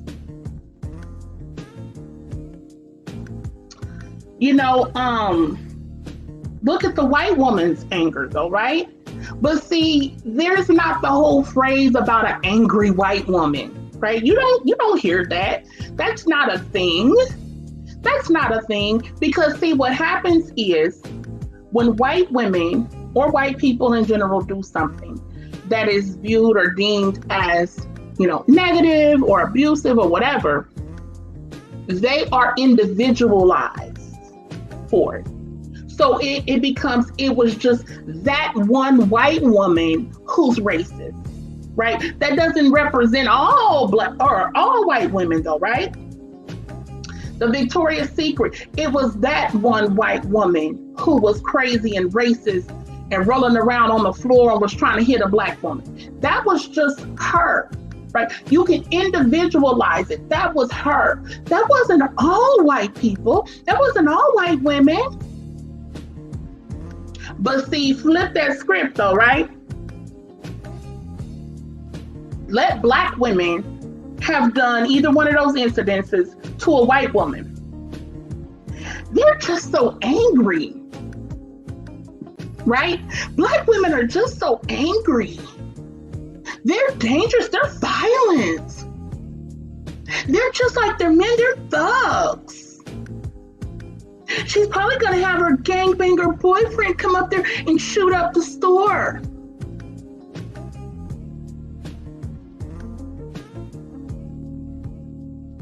So the controlling of emotions is something centered around Black women.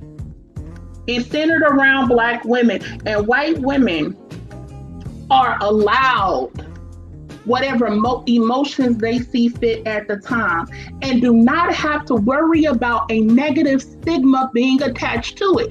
Case in point, let me point something out to y'all, right? Now, the whole Karen thing, right? I am somebody, I don't really care for that. I don't really care for the whole Karen thing. And the reason being is I feel like it minimizes a very serious and dangerous situation. These white women who are calling in for backups from racist ass law enforcement are dangerous. So trying to throw Karen at it, that's like making it, tongue in cheek, a little jokey joke. Oh, ha, ha, ha, something to laugh at and not to take too serious.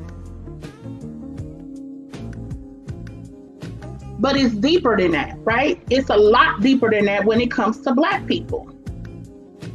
Because that Karen, like the one heifer that sat up there and called on the little girl selling bottled water, stuff like that. The Karen, I don't even like saying that, but the Karen who called on the Black people that was barbecuing at the park.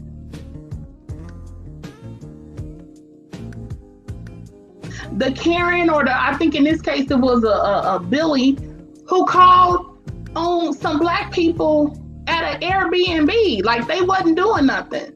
But they was like, they're over this house, and okay, they paid to be there. What's the problem? Like, that's heavy. That's some heavy, heavy stuff in a racist country where the law enforcement is used to keep Black people in check. So, the thing about it is, I was reading this article and I thought it was really on point about the Karen thing. And it was talking about how basically now white women consider themselves in on the joke, right? So now you will hear white women saying, oh, she's such a Karen. And see, them doing that is a way of them minimizing their terrorism as a group. And it's also a way of them distancing themselves from racist behavior. Oh, she's a Karen. Ha, ha, ha. So then, in other words, I'm not a Karen. I'm not like her, but I'm just pointing it out. And I'm just laughing. You should just laugh at it. No, nobody should be laughing at that. And you will see like the YouTube channels, or you will see stuff on social media, like making a joke out of it. Karen's gone wild. Karen's gone crazy. No. I don't support none of the little jokes with it, because it means a lot in the lives of Black people. I mean, the Black woman at the Victoria's Secret, she has to deal with that. She has to deal with whatever embarrassment she felt. She has to deal with now this story being out here. Now she has to try to get a lawyer. Now she has to go through a whole other process. And this woman was attacking her. The manager at the Ross, she has to deal with that emotionally. The embarrassment she may have felt with this white hoe coming in here calling her a Black bitch and a monkey and all of this other stuff. But see, Black people are just expected to get over it. Because again, and especially Black women, in this case, when we're talking about versus white women, right? Black women are just expected to get over it, deal with it. Deal with it. When white women have the slightest thing go wrong with them, everybody is expected to coddle them, to comfort them, to support them, to extend them grace. When a black woman go through some shit, oh, well, girl, don't even worry about, well, whatever. Well, it ain't nothing. Our mental health is not a concern. What this does to us is not a concern. Long as Becky's okay, everything else should be okay. Becky's a concern, see. And you can't hurt Becky's feelings. Well, I didn't do anything wrong. She attacked me. But she's upset. She's upset. Just walk away from her. Like somebody told that sister, just walk away from her. What? And I'm glad she stood her ground. Hell no. Walk away from her? Tell her to walk away from me. She tried to attack me. She's chasing me.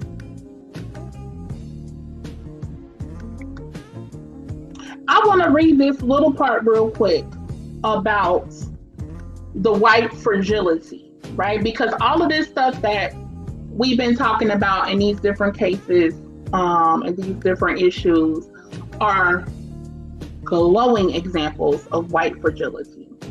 And I want to read this, and it's kind of like a synopsis of the book, okay?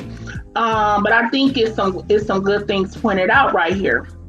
And so the chick who wrote it is Robin DiAngelo, like I told y'all, a white woman, okay? And she describes, and see, yeah, you need to call out your own people. See, that's another thing I just want to point out real quick before I read this. You will hear white people say, well, what can I do? Well, like, I'm not racist and everything. And what can I do? See, they always want to control black people. That's why you will see white people try to join in on black, quote unquote, black organizations.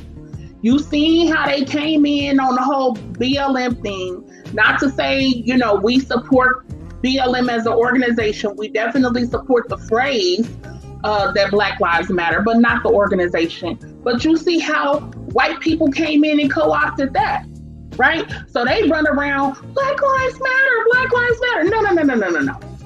If you call yourself doing something, go over there and deal with your people. Go deal with your people. Go snitch on them. Go tell who's doing what. Go document it. Go secretly and privately record them. That's what you go do if you really about that life. Don't try to come over here and try to call yourself being included in some little march or black people saying some kind of little phrase. That ain't doing a damn thing. Because see, they always want to try to come and watch what we doing and make sure, you know, we're not up to anything.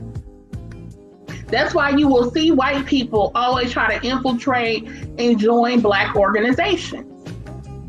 They want to be down, and that's a way to keep an eye on us.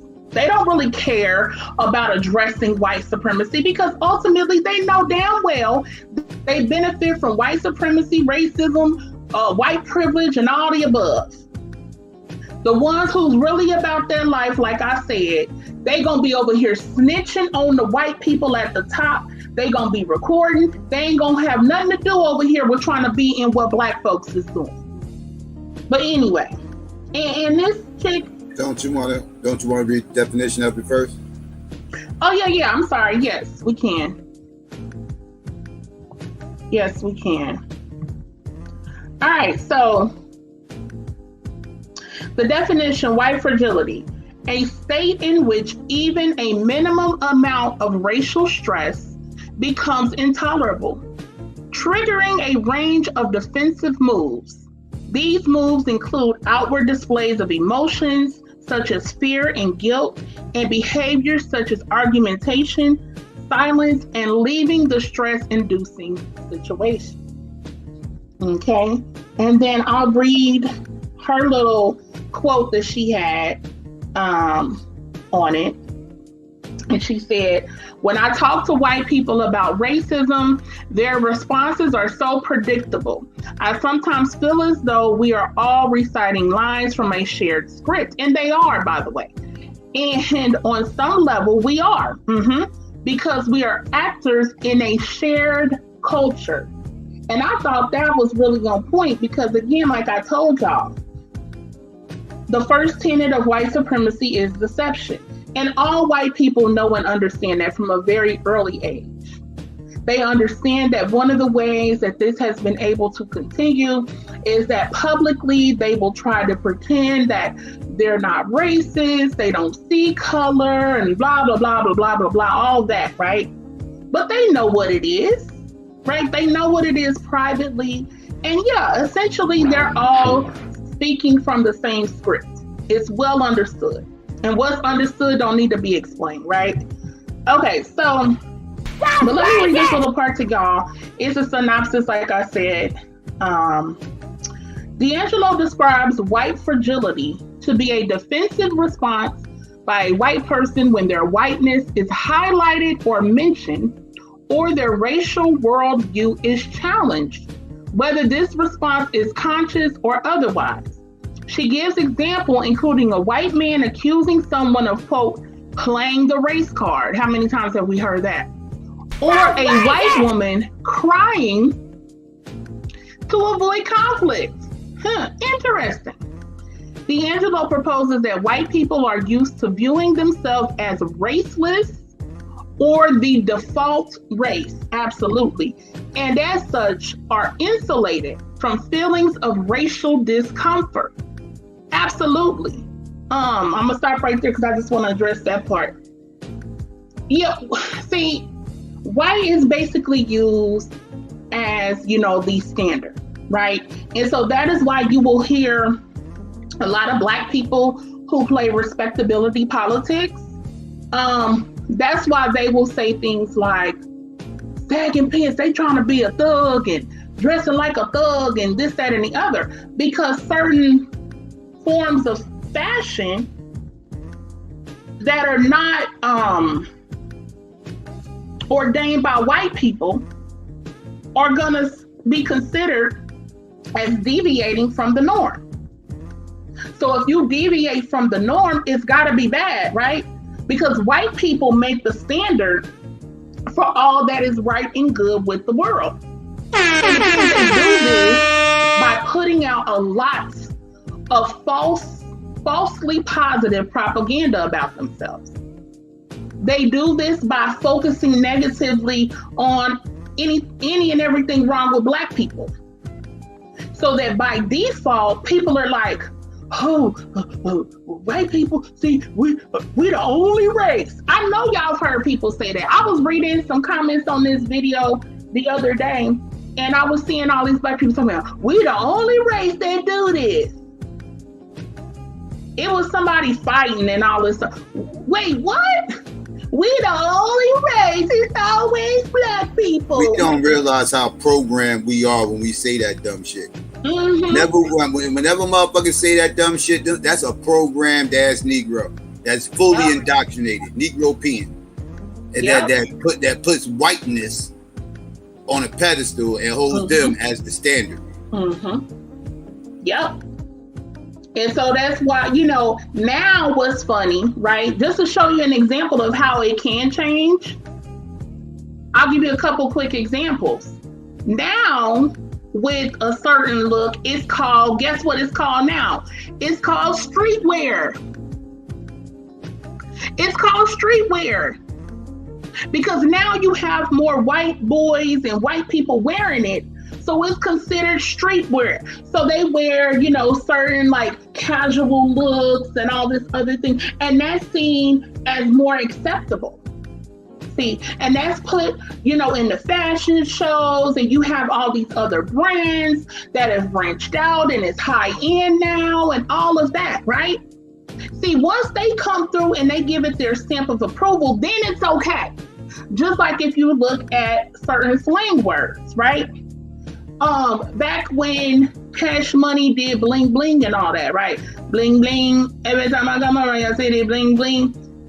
They weren't using bling, but jump to whatever years later, now white people say, yeah, bling. I've heard all white women, yeah, and I got some bling and da-da-da. So now that's an acceptable term, right? It's not slang anymore because white people said, well, okay, we'll accept that word and we'll use it, you know, within our culture, which then legitimizes it for everybody. Facts. I touch on that all the time when I pick apart the whole concept of proper English and how these Negroes sound dumb as fuck when they say that shit. Because when I say motherfucker sound white, motherfucker, you sound white. They try to use this whole proper English talking point to try to prove how they don't sound white. No, motherfucker, you sound white. Mm-hmm. You sound white. You motherfucker, guys, don't sit up here and tell me sounding white is proper English, because that's bullshit. Because what you deem as sounding white is not proper English. So stop it. So stop it. That's what's acceptable under westernized white society, and that's viewed as their form of proper English, and you accepted that shit, and you use that as the standard. And motherfucker, you sound white. You sound white. You can use the English language in using your own slang within the dialect and still be understandable. Motherfuckers can still comprehend what you're saying, but you're not sounding white. But at the end of the day, when you're sitting here conformulating to their dialect and their slang, and using their slang as the standard, then yeah, motherfucker, you sound white. You sound white. Period. Yep. I mean, yeah, absolutely. So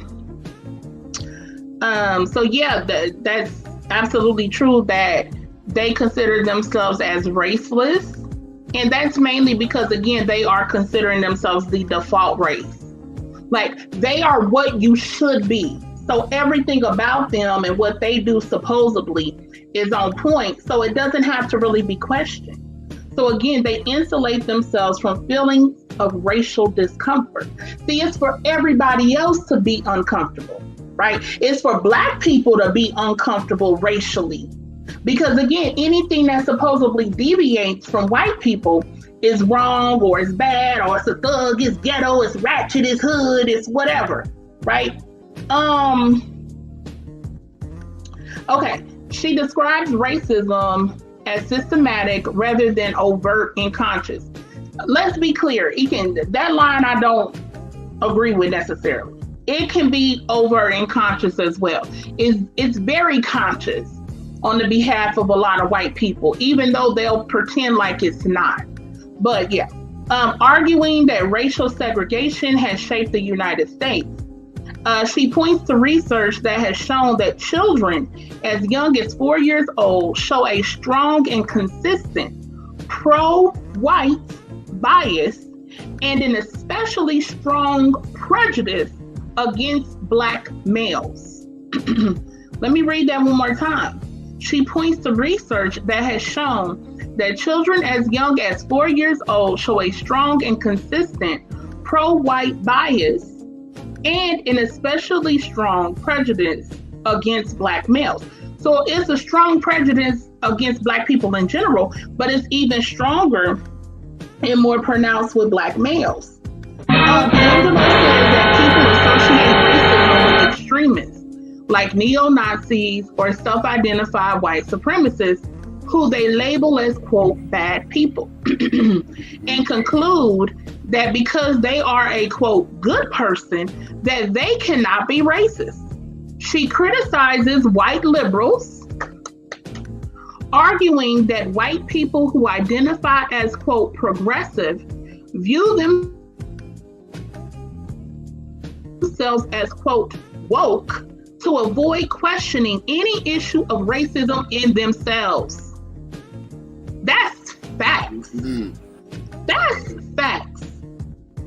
She terms these reactions aversive racism and writes that it prevents people from addressing unconscious racist bias, which she believes everyone has. Contrastingly, she uses the term avowed racist to refer to those who she believes are intentionally perpetrating racism. So, the part about the progressives and the liberals were so on point.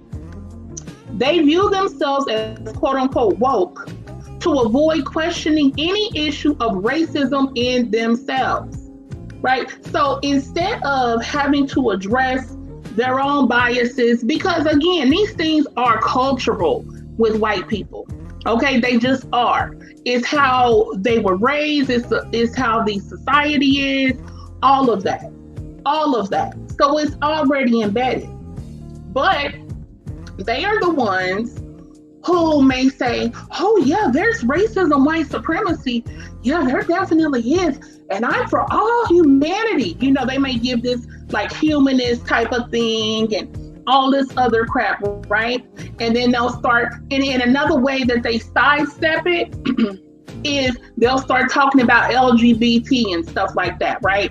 So they'll sidestep having to actually address their own racism and their own biases by giving this humanist type of view, supposedly, and then by using this LGBT thing as if that somehow supersedes racism, right? So they'll use that in place of it.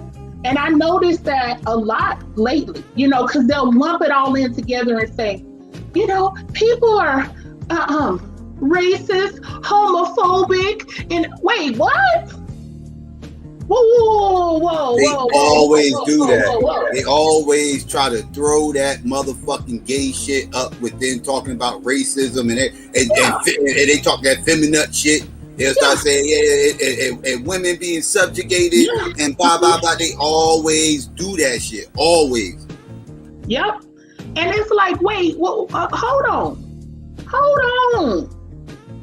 What do whatever homophobia is, what does that have to do with racism?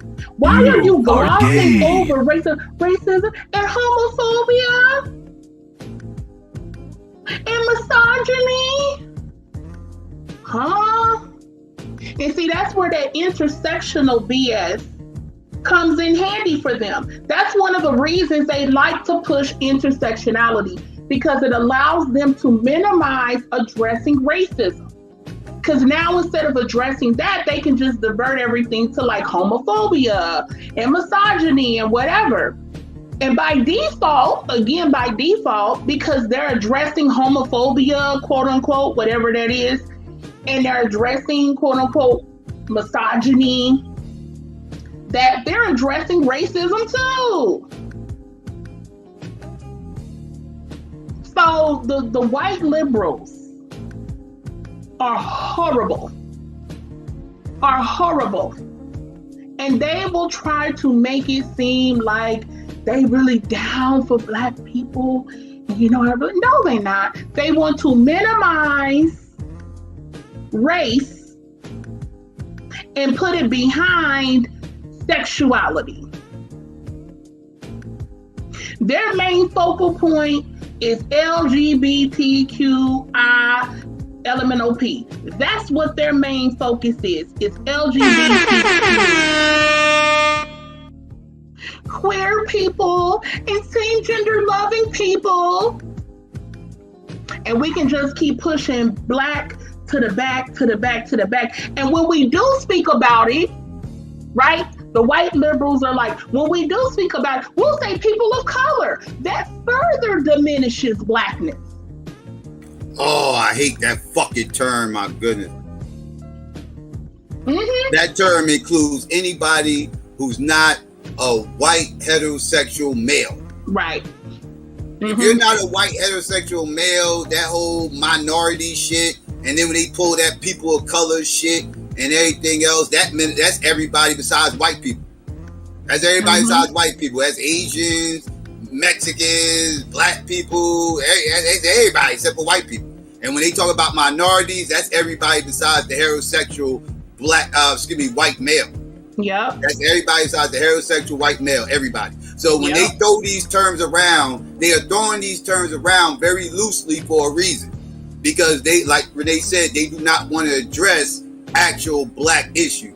They want to jumble everything up to one big ass pot of mess and just say they're addressing everything because, they, like Renee said, they're addressing LBGTQ, UV, WXYZ, i.e., we address racism. We address motherfucking the wage gap in the workplace with women, white women. They ain't gonna tell you that, but white women and men in corporate America and all this other shit and this, that, and the third. I.e., they handle racism, right? Like that. That's why they get all this shit all up in one bag so they can look out for themselves and then try to throw the smoke and mirrors on you and tell you they doing everything they can to fight back against the system.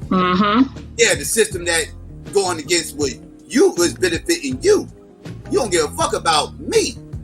You know what I'm saying? And that becomes proven all the time. All the fucking time when talking to these white liberals. That's why I don't let white liberals lull me to sleep. Because that's what they'll try to do. And they'll finesse me with these bullshit ass liberal talking points. And then they'll have y'all crazy motherfuckers coming back to me trying to regurgitate that shit. Talking about how race is just a social construct. Oh, God. Race ain't even real and it ain't about race and all this other shit and blah, blah, blah, blah, blah. Both sides do that with the liberals and the conservatives. Oh, yes. But they coming at it from different angles. Right. They coming at it from different angles. Like the black liberals have been finessed.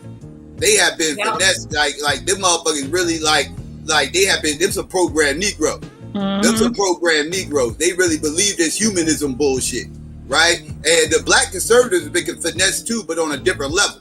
Right? They already got a lot of self-hate with them. So that's coming from a different place. But all these motherfuckers getting finessed with these bullshit ass white talking points to minimize racism, and motherfuckers buy into this fuck shit. That's why we push back against these silly talking points all the time. You know what I mean? My bad. I didn't mean to cut you off in there. I just wanted to piggyback on what you were saying. No, you 100% on point. You 100% on point. And see the white liberals, they just want to lump it in and push it to the back, right? And use things like people of color, not addressing black people specifically, prioritizing LGBT and feminism and whatever else above it. Before it. And then the right wingers, they just want to not acknowledge race at all. They don't want it mentioned at all. They just want to act like, oh, what? Why are you playing the damn race card? Why are you playing America? They just want to pretend like ain't nothing going down. So you're so on point. It's definitely two ways of addressing it. The liberals want to bury it deep. They want to bury it under all this other crap. Okay? And make sure again that if they do reference anything with racism, they'll say people of color. Okay? So that again further diminishes black people. And then the right wingers, like I said, they don't want it addressed at all. Because if you say anything, you guys are playing the damn race card. Black lives matter. Well, blue lives matter. All lives matter. It's that kind of thing. So they have two ways of dealing with it, but the same goal in the end. It's the same goal in the end.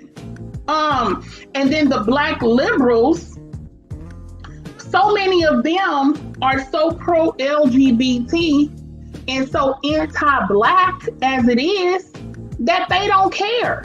They're down with them prioritizing LGBT because they view that as a way of them being seen and recognized by white people. So they're okay with all this intersectional BS, and they're okay with black people being buried within supposed minorities or supposed people of color. They're cool with that because they consider most black people to be supposedly homophobic anyway. Okay, they consider black people to be homophobic anyway. So they don't give a damn about black folks. So yeah, but I'm gonna read this last little paragraph here. The author writes that quote unquote color blindness, the idea that one should not notice or think about a person's race, is unhelpful as it prevents people from understanding how race does matter in the current world. She criticizes individualism, the American dream, and the philosophical concept of objectivity. Instead, she promotes utilitarianism. The book describes the lynching of Emmett Till in 1955, a child who was accused of harassing a white woman. It also uses as an example Jackie Robinson, the first African American to play in Major League Baseball in the modern era. D'Angelo says that a stereotype of Black men as violent and dangerous is untrue and used to justify continuing racist brutality. Yeah, absolutely. Absolutely. And unfortunately, and I say this all the time, but white supremacist programming and propaganda, it's not just white people that are impacted by that. Or it's not just non-Black people impacted by that. Black people are impacted by that as well. So you have a lot of Black people who feel like these niggas need to be kept under control. Okay. And so because of that, they are supportive of a lot of the stereotypes defining Black men as violent and dangerous and things like that, because they have an anti-Black sentiment as well. They've been programmed with it as well. And, it's not to say that there are not Black people who are violent, who are dangerous, who do horrific things. Of course there are. There are people of all races that do that. That's not something, let's be clear, but it's not something exclusive to Black people. And in this society, it's damn near framed that way. It's damn near framed that Black people are the violent ones. Black people are the ones who are scary and the ones you need to watch out for. You had the white boy who went and killed all them people with that the Asian massage parlor thing or whatever the case may be. You ain't heard nothing else. You ain't heard nothing else about that. But they were sitting up here trying to play up this thing about Black people attacking Asians. You done seen the Asian dude who shot the little boy who had his bike or whatever in his yard or whatever the case may be. That was brushed under the rug too. So it's like, we have a target on us. We are the dangerous ones. We are the dangerous ones. And I think this show was just really good in pointing out how dangerous white people are. Psycho talked about the dude in the beginning that he might have some little mob ties or whatever the situation may be. But, even within that, the officer was cool with him. So what does that say to Black people in that community or any community across this country where, you have white people and Black people living? What does that say? That when the police show up for a Black man being accosted, being disrespected, and all of these other things, that the police is still gonna ride with the white boy? What does that say to us?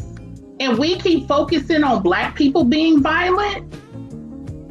What does that say? Like I said, when the sister said, I thought this was the safe, quote unquote, safe mall. Why would you ever think it's safe for you though? It has that, yeah, exactly. But it does have that reputation. It does have that reputation of being the quote unquote, because it got a lot of police out there. It's in It's in one of those towns, one of those white towns that black people normally don't like riding through because you'll get pulled over, fucked with, and this, that, third, anything else. And so it's a lot of, like I said, it's a very uppity area. So the reputation of the mall is very safe there. It's not a lot of stealing going on. Yeah, but that's not for black people. Right. I understand that. Right, I get it. You're right. I get it. I'm just saying that is the reputation out there. So obviously, this is a sister who brought it to the hype and think that's that should apply to her as well, right. Which it doesn't. Exactly. Right. Yeah, we gotta read. Something Psycho have talked about. I've heard him talk about over the years was like living in white neighborhoods or sending your children to white schools, and people thinking that that's the ultimate goal, right? For black people to live in a white neighborhood and my children go to a white school and stuff like that. And having experienced that myself, it's a heavy thing. It's a heavy thing because we always think of black people in the most negative terms off rip. So therefore, anything white, it's gotta be good. It's gotta be better than these niggas, right? But no, you have more of a target on your back and can be more unsafe in their communities, in their neighborhoods, in their schools than you would in, a predominantly black school. I don't know. We got to get out of this mindset of thinking that white equals safety and support and all things good for us. And it does not. It does not. I mean, remember the story of the 14-year-old, was he 14? Somewhere around there. The 14-year-old young black man who they lived in a predominantly white neighborhood. And I want to say he was new at the school or new riding the bus that day or something. He had been going there, but I guess he didn't regularly ride the bus or whatever. And he stopped at the white people's house that morning. Mind you, it's like 7 something in the morning. He's got a backpack on.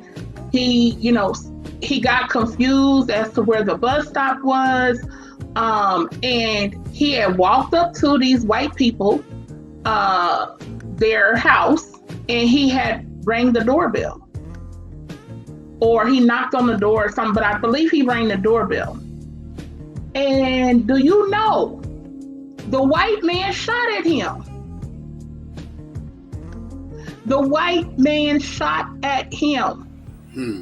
He didn't break in nobody's house. He didn't do nothing. This is a damn 14-year-old boy going to school. And the white dude saw him and was like, he's on my property, I'ma shoot him. And luckily he missed. But he shot at this boy. So when you think of all the time about, black children, they still want safe in the hood. And I'm not saying that there are not horrific things that happen. Of course, we know there are. You know what I'm saying? But a lot of people gloss over these types of things that happen in white communities, predominantly white communities, to black people and to black children. We minimize it. We accept it. Nobody talks about it. It's kept on the low. But anything black, we gon'. So with that, I'm gonna pass the mic to Psycho. I've been talking forever, and we probably gonna be about to roll up out of here pretty soon. Yeah, you good. We pretty much hammering home everything for this episode. For the most part, that was good definition and good article you read about white fragility. I agree. I'm sure there's a lot of white people out there that just gonna brush that off as white liberal bullshit, blah blah blah blah blah, whatever. But it's real.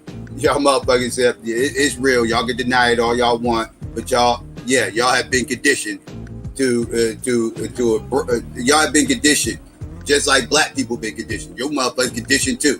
You motherfuckers conditioned to believe that you motherfuckers are superior, but do it under the guise of we all just one race and all this other shit and everything else. Y'all motherfuckers have underlying racism issues that you motherfuckers do not want to deal with.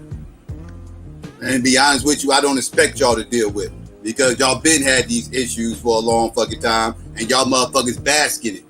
Y'all motherfuckers cool with that. So it is what it is. You know what I mean? So I just kind of just take it on its chin. You know what I mean? Take it on face value. And I ain't trying to change none of you motherfuckers. I ain't trying to change near white motherfucker out there.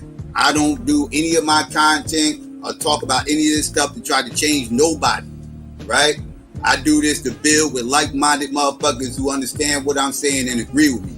And maybe the motherfuckers who's on the fence not sure what's going on, so they can hear a real perspective and not fall into the trap of listening to some of that other fuck shit propaganda. But the motherfuckers who are far gone and already made their decisions and this, that, everything, I ain't trying to change you motherfuckers. I'm not trying to convert none of you motherfuckers. White people, I'm not trying to sit up here and wake you motherfuckers up, because y'all motherfuckers, y'all gonna move how y'all move. I can't, how y'all move is not my concern as far as dealing with y'all race issues. That's not my concern. My concern is how y'all deal with black people though. And if y'all motherfuckers come out of pocket with black people, then yeah, motherfuckers like me, it's not just me. So yeah, motherfuckers like me are going to speak on it, going to say something, and going to do something about it. That's just what it is. So, you know, yeah, you know, that, but it's definitely not me or Renee's job to try to convert anybody, you know, try to change. Like I hear certain individuals get up on here talking like it's our job to change white people. Whose job is it? Ain't my motherfucking job. I know that's right. It is not my job to change white people. I do not take on that responsibility. That has been a responsibility black people have tried to take on since the end of slavery. Have tried to change white people's minds.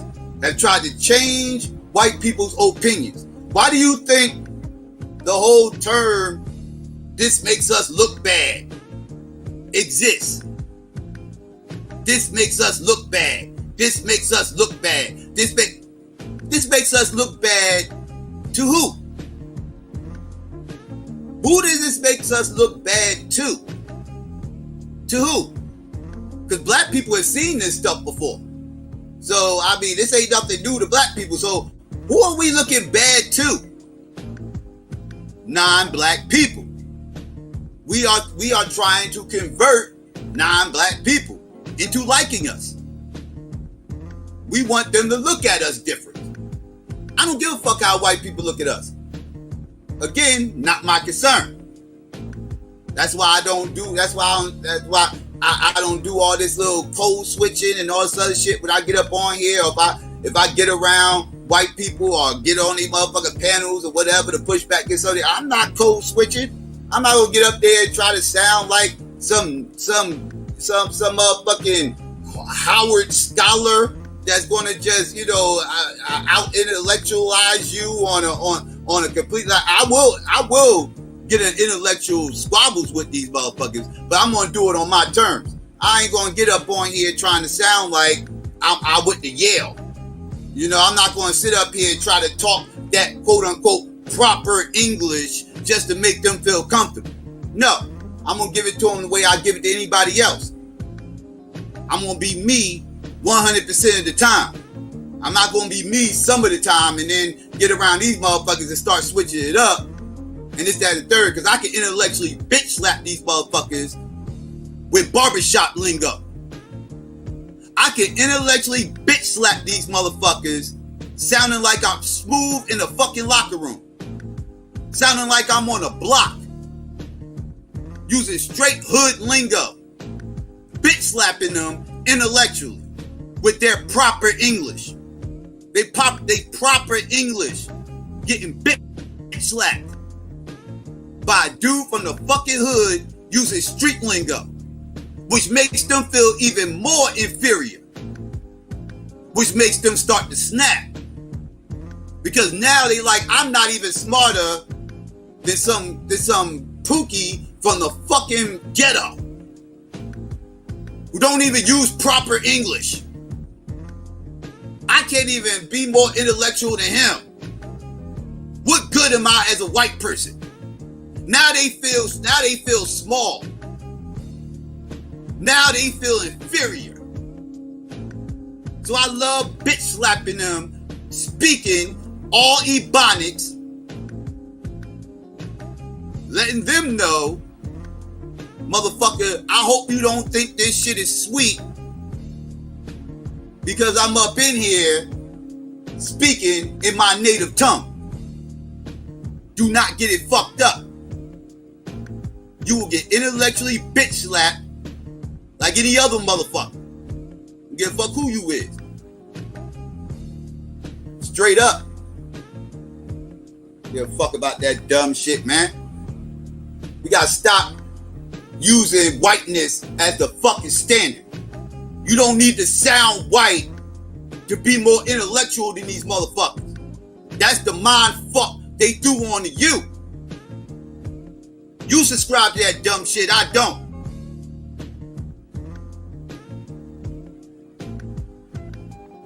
You ain't gotta speak their native tongue to whoop their ass in intellectual discourse. That's what you motherfuckers feel like y'all gotta do. Because y'all trying to impress them, right? I ain't trying to impress shit.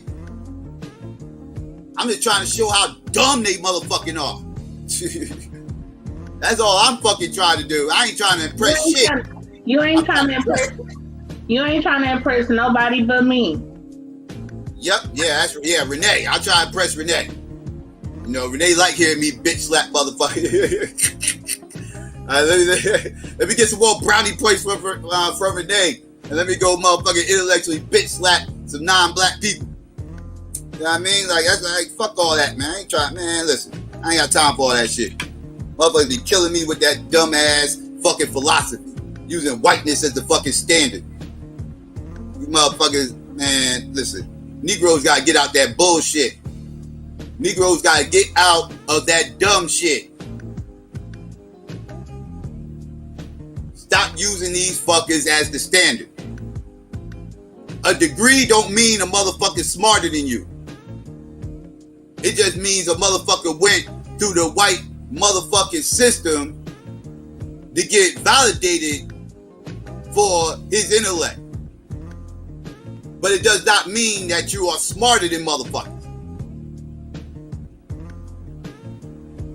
Right? I know high school dropouts. That's real. Who whoop motherfuckers who graduated from grad school, whoop they ass in the motherfucking debate, and these motherfuckers are high school dropouts. Got GEDs. Never walked the stage. And whoop they ass in intellectual discourse. But Negroes using white people as the fucking standard. Stop. Stop.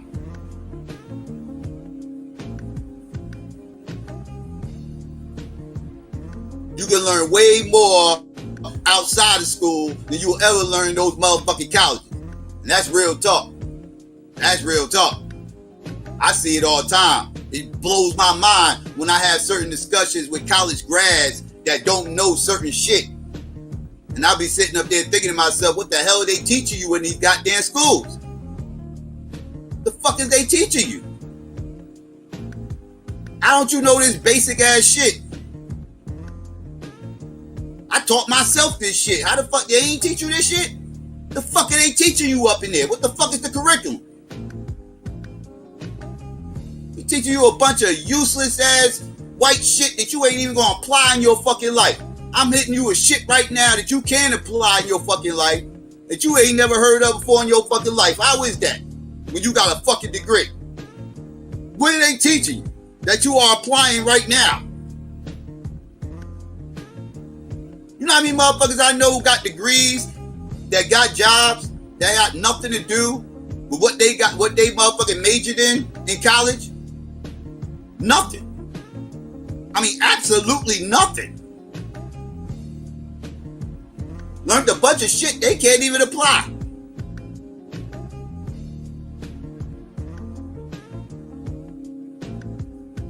Using whiteness as the fucking standard.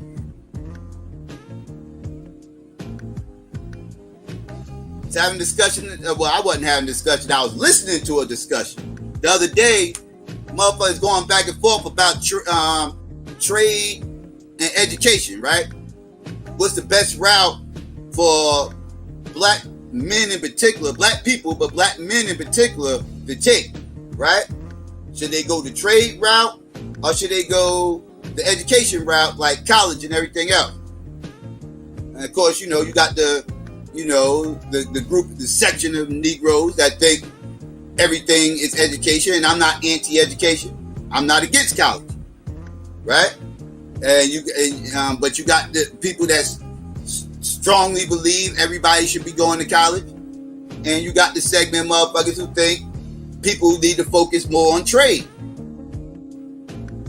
Now I understand both sides of the argument, and I was trying to put some nuance on it, and letting people know, we need both, right? And neither side should be shitting on the other. You know what I mean? We need education. I support that. Especially STEM and science. I'm a science guy, right? So STEM is important, right? Because if you get into STEM, you can create things. You can learn things that a lot of black people, are afraid of.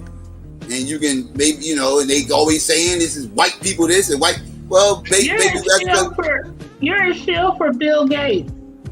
Yeah, don't get me started on that. And you got the motherfuckers about trade. And I'm like, yeah, we need motherfuckers to get into trade as well.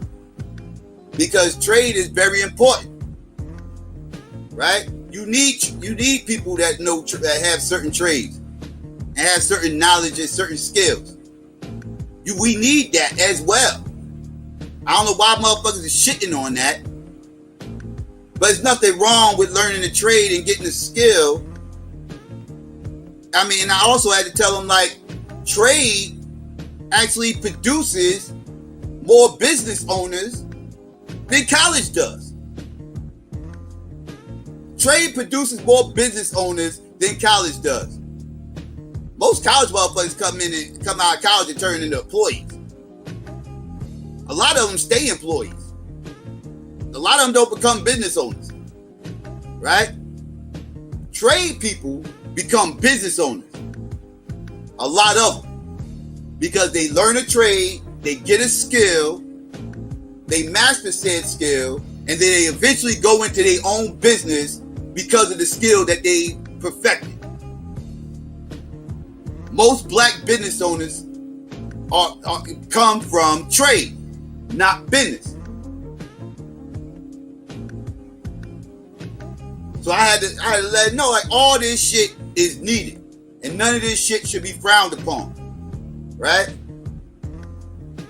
Right. I mean, but yeah. Renee, you want to chime in on what I just said? Any of that? No, you was definitely on point. Yeah, it's very much so needed. But no, I agree with everything you said. Yeah. You up here talking about Bill Gates and everything else. And then earlier you was talking about cash money. Like, which brings me around to this family. Y'all already know. People was losing their minds last week because Cash Money was doing the fucking most. They got that. Cash Money is now down with Bill Gates, y'all. Cash Money is now should be called Bill Gates Money. Okay. Cash Money should now change their name to Bill Gates Money because they have obviously sold family. They down with Bill Gates. They have tried to push it on the people, family. Even my big sis, Mia asked y'all, Everybody, they all down, family. Because just in case y'all didn't know, and just in case y'all missed it, and y'all been under a rock, my bad, Bill Gates money is now promoting the jab. Let's get into it, family. Let's get into it. You finna online date chat, find a mate chat, open up BOK ass, okay yeah, profile picture looking tight chat, nice chat, got your bio reading right chat, precise chat, but before you find a date chat, you gotta wait chat, gotta go vaccinate chat, get it straight chat, girl you look good, want you vax that thing up, you's a handsome young brother, want you vax that thing up, dating real life, you need to vax that thing up, feeling freaky all night, you need to vax that thing up, girl you look good, want you vax that thing up, you's a handsome young brother, want you vax that thing up, dating real life, you need to vax that thing up. Feeling freaky all night, you need to vax that thing up. I know you can't stand it, no holding hands, chick. But when we get the shot, we gon' be romancing. Girl, you could be the queen after quarantine. We could meet up at the spot and we could do the thing. Internet date chat, I'm your mate chat. Download the app, shawty, you ain't gotta wait chat. I love it when you hold me, eggplant emoji. You could be the young hot thing, I'll be the OG. Girl, you look good, want you vax that thing up. You's a handsome young brother, want you vax that thing up. Dating real life, you need to vax that thing up. Feeling freaky all night, you need to vax that thing up. Girl, you look good, want you vax that thing up. You's a decent looking brother, want you vax that thing up. Acting full of sleep, you need to vax that thing up. Herd immunity when you vax that thing up. If you wanna get sticky and hot, go get the shot. If you wanna smash some dude named Scott, go get the shot. Go get the shot, go get the shot.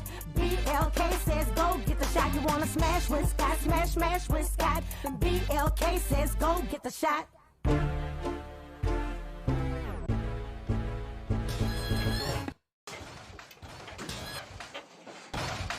Smash with Scott.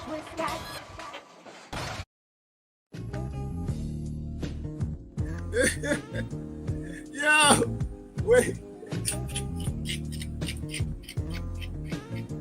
Yo, so, yo, when Juvenile started motherfucking making it rain with vaccination cards. I'm dead. Oh my God. The motherfuckers had eggplant emojis. Yeah. Oh, wait. The motherfuckers were saying, yo, get back. They say, yo, get vaccinated so we can have some Netflix and chill. You know, shoot. Yo, they was doing the fucking most, yo. Yeah, that was shit. You can't be out here playing. You want to holler at Scott? Elaine. Oh my gosh. Elaine had a funny comment. You ain't commented tonight. She said, you know what? I wasn't going to get vaccinated, but a 90s rap song changed my mind. Exactly like, who, like, wait, what? Like, huh? And I know people was losing their damn minds behind this, but my thing is like, oh man, they lose their mind? What? Oh my gosh! Like who would get vaccinated because of that video? Like I wanted to they acting like people was just gonna start running. Oh, I'm gonna go get vaccinated because of Juvenile and damn Mia X and Manny Fresh did a vax that thing up. Like really? Now the video was dumb as hell. It was funny, but it was dumb as hell. But please, y'all, don't get y'all damn medical advice from no damn rap song parody and no damn rappers anyway. Like, yes. And see, that's the thing is like people will complain about this, but they don't complain about these people that's saying don't get the vaccine, right? Like right. Somebody made a song saying don't take the vaccine. They'll love it. Yeah, they put that shit on their playlist. Like, you know what I'm saying? Yep, they ain't gonna say nothing about that. They ain't gonna say nothing about none of these celebrities and musicians that's around here. Don't get that vaccine. Don't get that death jab. And all this stupid shit. They ain't gonna say nothing about that though. You shouldn't be getting your damn medical and scientific, information anyway from no damn rappers and all these people. Go to somebody This you shit trust. seemed like this shit seemed like a Saturday Night Live parody sketch. This shit seemed like it's supposed to be on David Chappelle's show or some shit. Like this shit was fucking hilarious. Like this shit was fucking funny as fuck. I felt like I was watching David Chappelle. Like this shit ain't real. This shit it was very real though. Very real. It wasn't a parody. That's the sad part. It wasn't. And I'm not saying this because I'm anti-vax. I'm just saying this because they was doing the fucking most in this motherfucking video. I mean, they made it seem like you not being like you getting pussy or whether you get pussy or not is dependent on whether or not you got vaccinated. Like this shit is just like they have chicks up there with the motherfucking mask on, twerking. Oh my god.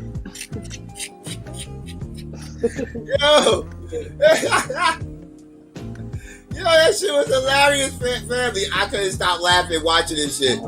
I couldn't stop laughing watching this shit. This shit is the fucking funniest shit ever. They really was up there twerking, having a good old time, loving life. I was like, oh my goodness, what is this, man? Did Bill Gates fund that? Yeah, Bill Gates funded that. They are now called Bill Gates money. They're not called cash money no more. They're now Bill Gates money. And these motherfuckers, right? And Bill Gates funded all that shit. Bill Gates the one that went to the strip club and got the motherfucking chicks for the video. He went and paid all those chicks. He went to the strip club. When it there, was like, yo, he paid all the strippers to come through the next day and pop that thing for the vaccine. And they doing their thing. Vax that thing up. That's right, because he's single now. I forgot. Yeah. Remember he's single. Yeah. Yeah, he got divorced. So okay. I see what's really going on. I see what's going on out in these streets. I'm just saying. Yeah, Bill Gates money, man. They doing it up. They doing big things. You know what I mean? They chill with Bill Gates up in the strip club, popping bottles. You know what I mean? Making it rain with vaccination cards. Okay. Yeah, picking up all the strippers. Like, yeah, let's go shoot this video. You know? Damn. That's crazy. Oh my god. I can't. I cannot, I swear. That shit was funny as fuck though. I was chuckling when that shit came out. I couldn't stop laughing. That video funny as fuck to me. Everybody else triggered. I'm laughing. That shit is hilarious. I don't give a fuck. That shit funny as fuck. I know that's right. Oh, man. People were definitely triggered. They was feeling some type of way about that, honey. They was mad as hell. Oh, they was mad as fuck, man. That comment section, that shit, they had just big dislikes. They had likes. They probably got more dislikes now. Like that, like people hate that shit. My whole thing is this though. Again, I have to ask, why is everybody so concerned whether everybody else get vaccinated? I don't know. Like, if other people got vaccinated, why does that hurt your feelings? Like, why does that make you mad that other people got vaccinated? Like, why does that make you mad? Why does that piss you off? Like, they get mad that people got vaccinated. Yes. People get mad. Like, what you pissed off? I don't get it. But see, like at this point, the thing is, at this point, they thought that they would have something to say, be like, I told you so. You know what I'm saying? Like, that people would just start laying out in the street from having the vaccine. They are wishing bad things on these people. They want something bad to happen to them so they can say, see? Look, I told you. Like, they are really, hoping something bad happens. Right. Y'all went out there and got that vaccine. Y'all dumb as hell. I told y'all. And see, now they don't, I mean, you know, like they can't really say that. So that's what they're mad about. They're mad because so far the stuff that they were saying, like trying to scare people, you know, catastrophizing this whole thing, and people's gonna be zombies and all this other crazy stuff, because they have, you know, and now it's like what, close to 2 billion. I'm sorry, people vaccinated and everything. So now, they are unable to really, you know what I'm saying, address that. So they mad. They mad. All of the people, like, where's Rizzy Islam and them at? You feel me? Like, they was doing all this stuff, fear mongering black people about this vaccine. Well, Rizzy's channel got taken down. Yeah. But where's the proof? All that weirdo shit he was talking. But where's the proof and stuff? Where's all of this stuff? It was supposed to kill everybody and kill all these black people and everything. Like, I'm confused. Like, I'm still waiting for the mass deaths. I'm still waiting for everybody to drop dead, and I'm just not seeing it. Yeah, like, I'm just confused. Yeah, I don't know. But they did now. You know, now they did what we said they was going to do last year before the vaccine even came out, which was once people ain't dying from it, the first thing they're going to say is they're going to move the goalposts and say, well, we don't know what's going to happen to the long-term effects. So now they get to say this for the next like 10 to 15 to 20 years. They get to keep talking about long-term effects. Right. You know what I mean? They keep so now anybody who dies within the next 20 years who got vaccinated died because of the vaccine. Exactly. So it's complete bullshit. But whatever. And that's just a way for them to be able to skirt any type of accountability. Mind you, these are the people always talking this accountability talk. But they don't have to actually back up anything they said. Like, yeah, because I'm just waiting. You know, I've been waiting for, you know, these people claim that the Tuskegee experiment trying to scare black people. These people had never had any, like, they had never had any plans for what black people should do. You know, like, they didn't care about all the many thousands on thousands on thousands on thousands, tens of thousands of black people who actually died from COVID. They didn't care about all of the people black people who got very sick from COVID. They didn't care about all the black people who lost loved ones to COVID. They didn't care about none of that. They never actually addressed COVID. They just was running around here fear-mongering people not to get the death jab. The death jab. It's going to be the death jab. And putting that thing up with that crazy heifer, the dusty heifer, talking about Bell's palsy. Where's all the Bell's palsy at? Oh, man, that was classic. The way people ate that shit up was classic. I was like, oh, my goodness. Why are y'all listening to this stuff? And I exposed the heck out of that crap. Oh, my goodness. That was you know what happened, but people don't want to admit that they were, you know, mistaken. So, like you said, they never going to retract the statements. No, they never will. They never will. They'll act like it didn't happen or whatever. And like you said, we were already saying what they gonna do is try to say, don't nobody know the long-term effects. See, because then you can say that and get away with saying that. Mm-hmm. Because, you know, how can you really measure that? I mean, let's be real. Don't nobody know the long-term effects of damn near anything. What's the long-term effects? It's the equivalent of somebody tells you you're going to go to hell. Right. Mm-hmm. You can't, like, you can't even prove that. But being that the other person can't disprove it because it's a negative, it's like, okay, well, you're just going to hang your hat on that, and that's just what it is. Right. But it's stupid. It's dumb. It's like, you ain't got no basis on that. You're hoping something happens. Mm-hmm. And that's you hoping I'll go to hell. That's what it is, right? You don't have no evidence of anybody going to hell. You just hope that I'm going to hell. Exactly. Like the same thing with the vaccine. You hope something happens long term. You can't prove that shit. But you hope it's going to happen. Mm-hmm. Right. And that's a damn shame. Just so you can say, I told you so. I told y'all, y'all was dumb for getting that jab.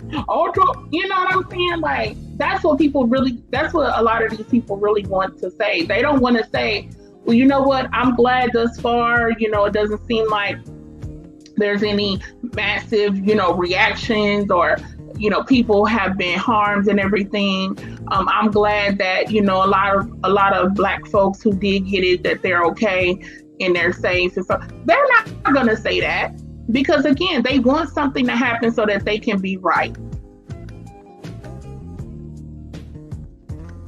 So it's just completely disingenuous and ridiculous.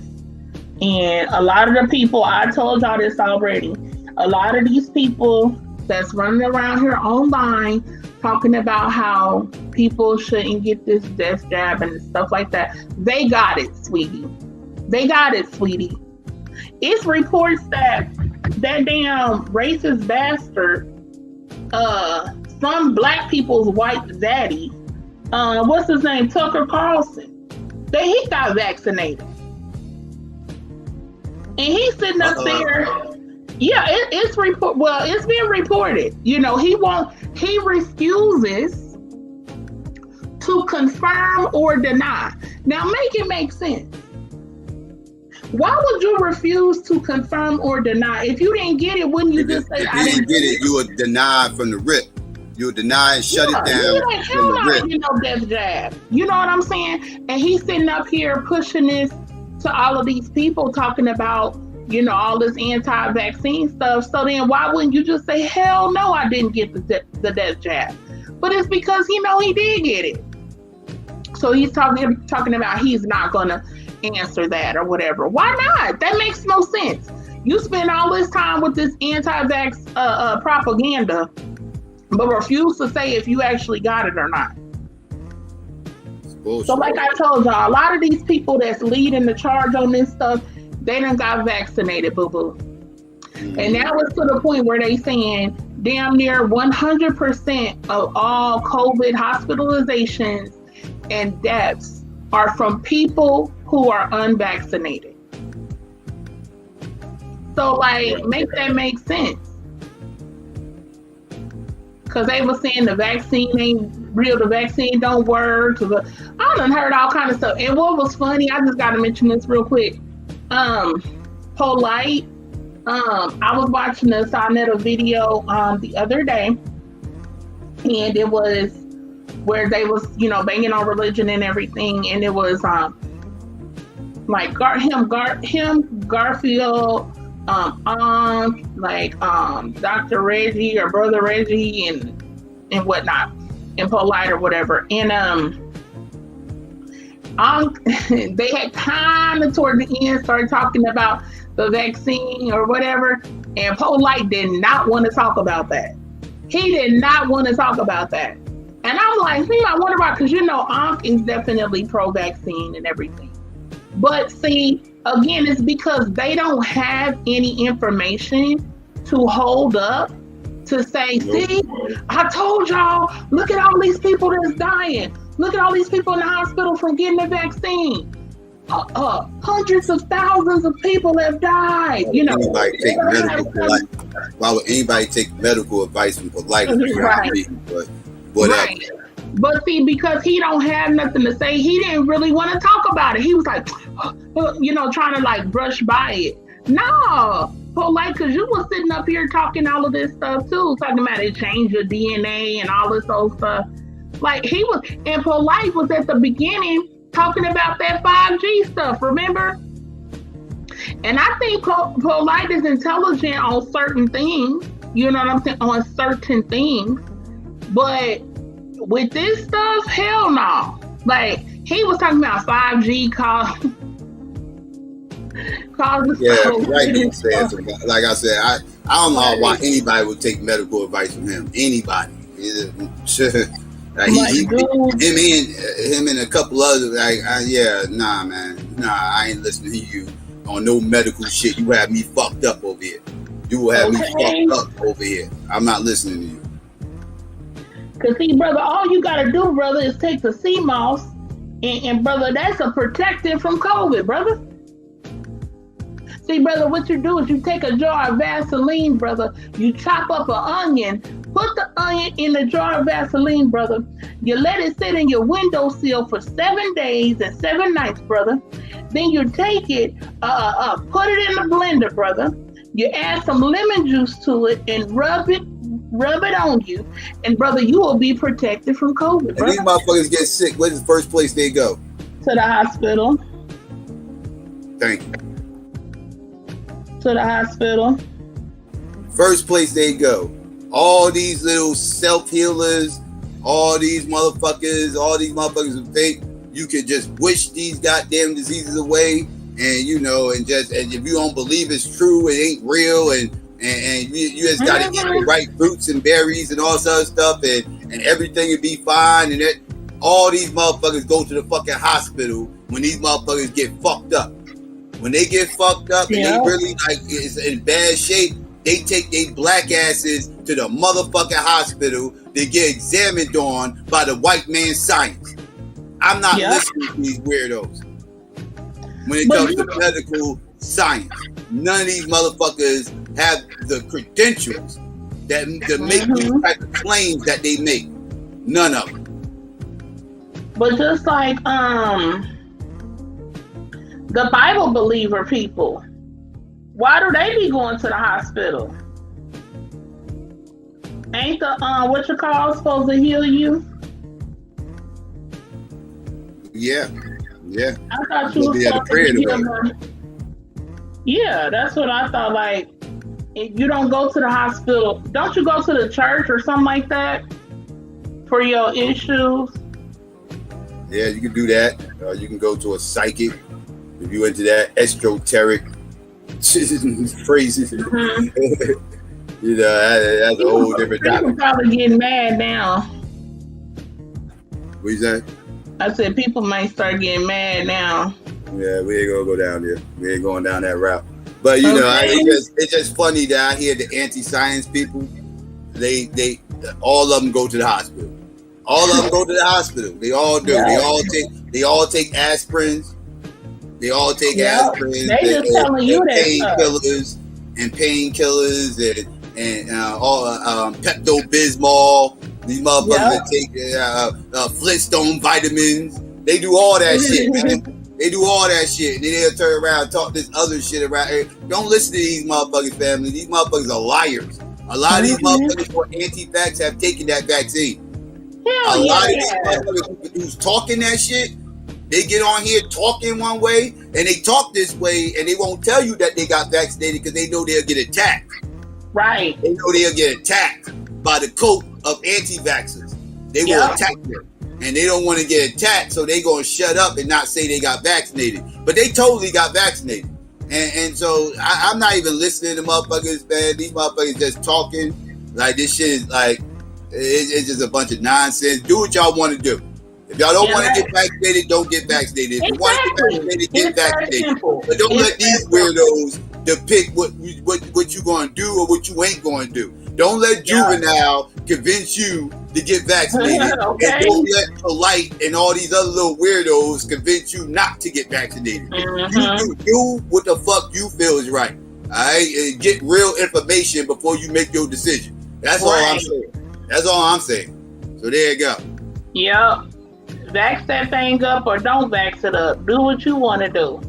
But make sure you're getting the right information too. Like, go to a medical professional, a black medical professional that you trust. And, to try to get your information from. But that's why I came out. You know what I'm saying? I'm coming out. I came out and I was like, I had COVID. You know what I'm saying? And I came out and said, I got vaccinated. Like, I'm not no damn follower anyway. So it's like, so what? If I got vaccinated, that was my own choice. And having experienced COVID, baby, it ain't no joke. Ain't no games out here. So no, and you got people who still say, "Oh, it ain't even a real thing," and all this shit. Oh, really? Oh, when did you have it? When you have it? Renee, We gotta stop. You gotta stop lying to the people. It's time to be honest. All right. You got vaccinated because I told you better vax that thing up. What? I told you better vax that thing up, and your ass went out there and got vaccinated. That's what happened. Let's tell the people the truth. We're gonna be honest up on here, and we're gonna tell everybody that real shit. I told you better vax that thing up, and she went out there and she did it, and that's what happened. Oh my God! That's what happened. Why you gonna put me out there like that? Because the people need to know, man. We gonna be honest with the people up on here, right? We gonna be truthful up on here, and we ain't gonna be spreading these lies and propaganda. We gonna tell the truth. Man, whatever, man. That's a mess up, man. I'm gonna start crying like Becky. I'm gonna start crying like the chick in the damn Victoria's Secret. About to start rolling on the ground. But wait a minute, why was that so funny when she laid out on the floor like she fainted? Was that not the funniest and most psychotic thing you've ever seen at the same time? It shows the mental condition of some people. These motherfuckers are nutty. These God. Like that was the ultimate drama queen moment. Like she was doing the most attention whoring drama queen. Just full blown Karen. This heifer laid out on the floor trying to pretend like she fainted. And when that didn't work, she got right back up talking shit. Like, who faints in this? If you faint, that's the first thing you do. Oh, I'm awake. Yeah, you need to stop feeling me. Oh, God, man. And I just want to know, you know what I'm saying? I ain't trying to take shots at, not right now.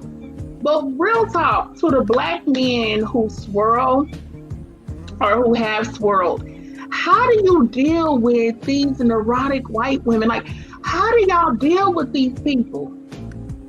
Like, how do y'all handle that? Because that's who they are. Like, these people, they're crybabies. They think everything's supposed to be handed to them. Like, I'm just, I'll be wondering, like, damn, how do y'all deal with that? Like, is it worth it? Like, y'all want a white woman that damn bad? Like, that these crazy heifers, like, will sit up and do some stuff like that? Yeah, I just can't. Oh, shout out to Elaine. Thank you, Elaine.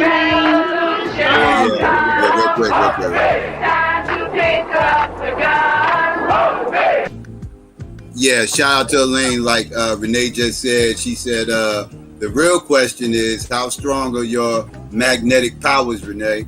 The world needs to know. Mine ain't manifest yet. Well, you know what happened, Elaine, after I got vaccinated and I walked in the house, right? And I just so happened to walk past the refrigerator and all these magnets, the magnets just started sticking to me, girl, and everything. I was like, what the heck is going on? Yeah, I'm magnetic now, y'all. I'm about to be in the Marvel. You got mutant powers, you about to be Magneto. Okay, so we gonna take motherfuckers out then, right? We about to get it in, yes. All right, that's what's up. That's what's up.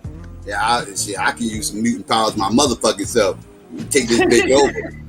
You take this bitch over. You know what I'm saying? We start right here in fucking Jersey because a lot of motherfuckers need to be checked out here.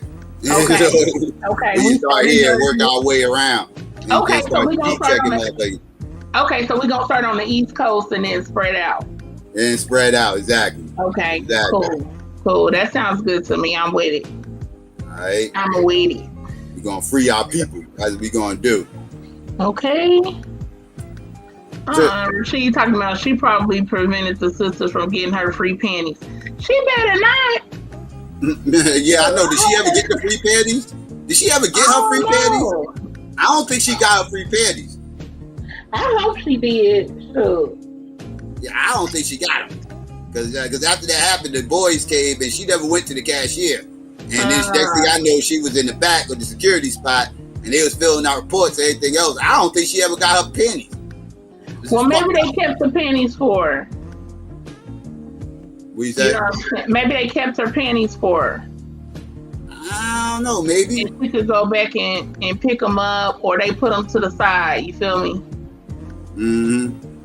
Not put them to the side how y'all think, but actually put them to the side, you feel me? So. Yeah, that's right. What? Anyway, yeah, Renee, you got anything you want to say before we get up out of here?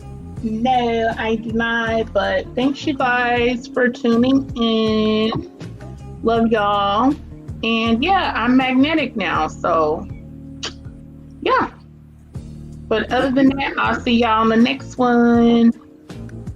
All right. That's what's up. And yeah, family, please do me a favor. Please click like, share, and subscribe. You know, it's very important that you click like. It gets us in the algorithm. It's also important that you subscribe. It lets people know we breathe. Share, it lets people know we're breathing. And it's also important that you subscribe. And when you subscribe, please don't forget to hit that notification bell. Very important to hit that notification bell as well, so you can get here bright and early. Don't miss none of the show. Be a part of the notification gang. And yeah, sometimes we might get shadow banned. That's the only way you can find us. So yeah, do me a favor, hit that bell. And also, to my haters out there, it's about that time. Y'all already know what the fuck it is. If you have any issues with anything we was talking about tonight, you know what I mean? By all means, this is the time of the show for you to express yourself. I actually embrace these motherfuckers. So by all means, please do me a favor and click dislike. You should still share this motherfucker. Don't be selfish. And then please consider unsubscribing. Right? Because if you click a dislike on some of this shit that we kicking tonight, then I already know you ain't on none of these motherfuckers right here. And you one of these white worshipers who run interference for non-black people whenever situations like this happen and try to point the finger back at black people, i.e. coons. Know what I mean? Get on some of these shits. And yeah, please consider becoming a Patreon family.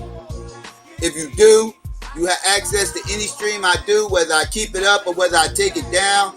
You also have access to exclusive content that I have on there. Also, I have no limits on my Patreon. Whatever you feel like the channel's worth, that's what you donate. Shout out to all my Patreon out there. I appreciate all y'all. Yeah. All donations given does go towards the production of the show, as always. And yeah, family, please follow me on Twitter and the Gram and at Clubhouse on Psychopathy at Psykopathy. It's spelled the same way as the channel. And yeah, family, also please subscribe to all our channels. You know what I mean? Just like all the other links, all these links will be in the description. Please subscribe. Sometimes we might have to channel hop. And if we do, you want to be on top of everything that we're doing. So yeah, please be on top of that. And yeah, also family, if you're looking for any graphics, artwork designs, or logos, please consider hitting up our sister Renee at Renee Black Graphics on Facebook. Also, if you're looking for any t-shirts, hoodies, or coffee mugs, all custom designs, please consider hitting up her store as well. All these links, just like all the other ones, will be in the description as always. And yeah, family, today's Thursday, so the next time you will see me will be the Wake and Bake. That will be Saturday around noonish Eastern Standard Time. So yeah, be on the lookout for that. Not too sure what I'm going to be talking about yet, but I'm sure something to pop up between now and then. So, yeah. Shout out to everybody out there. Let me see. And, yeah.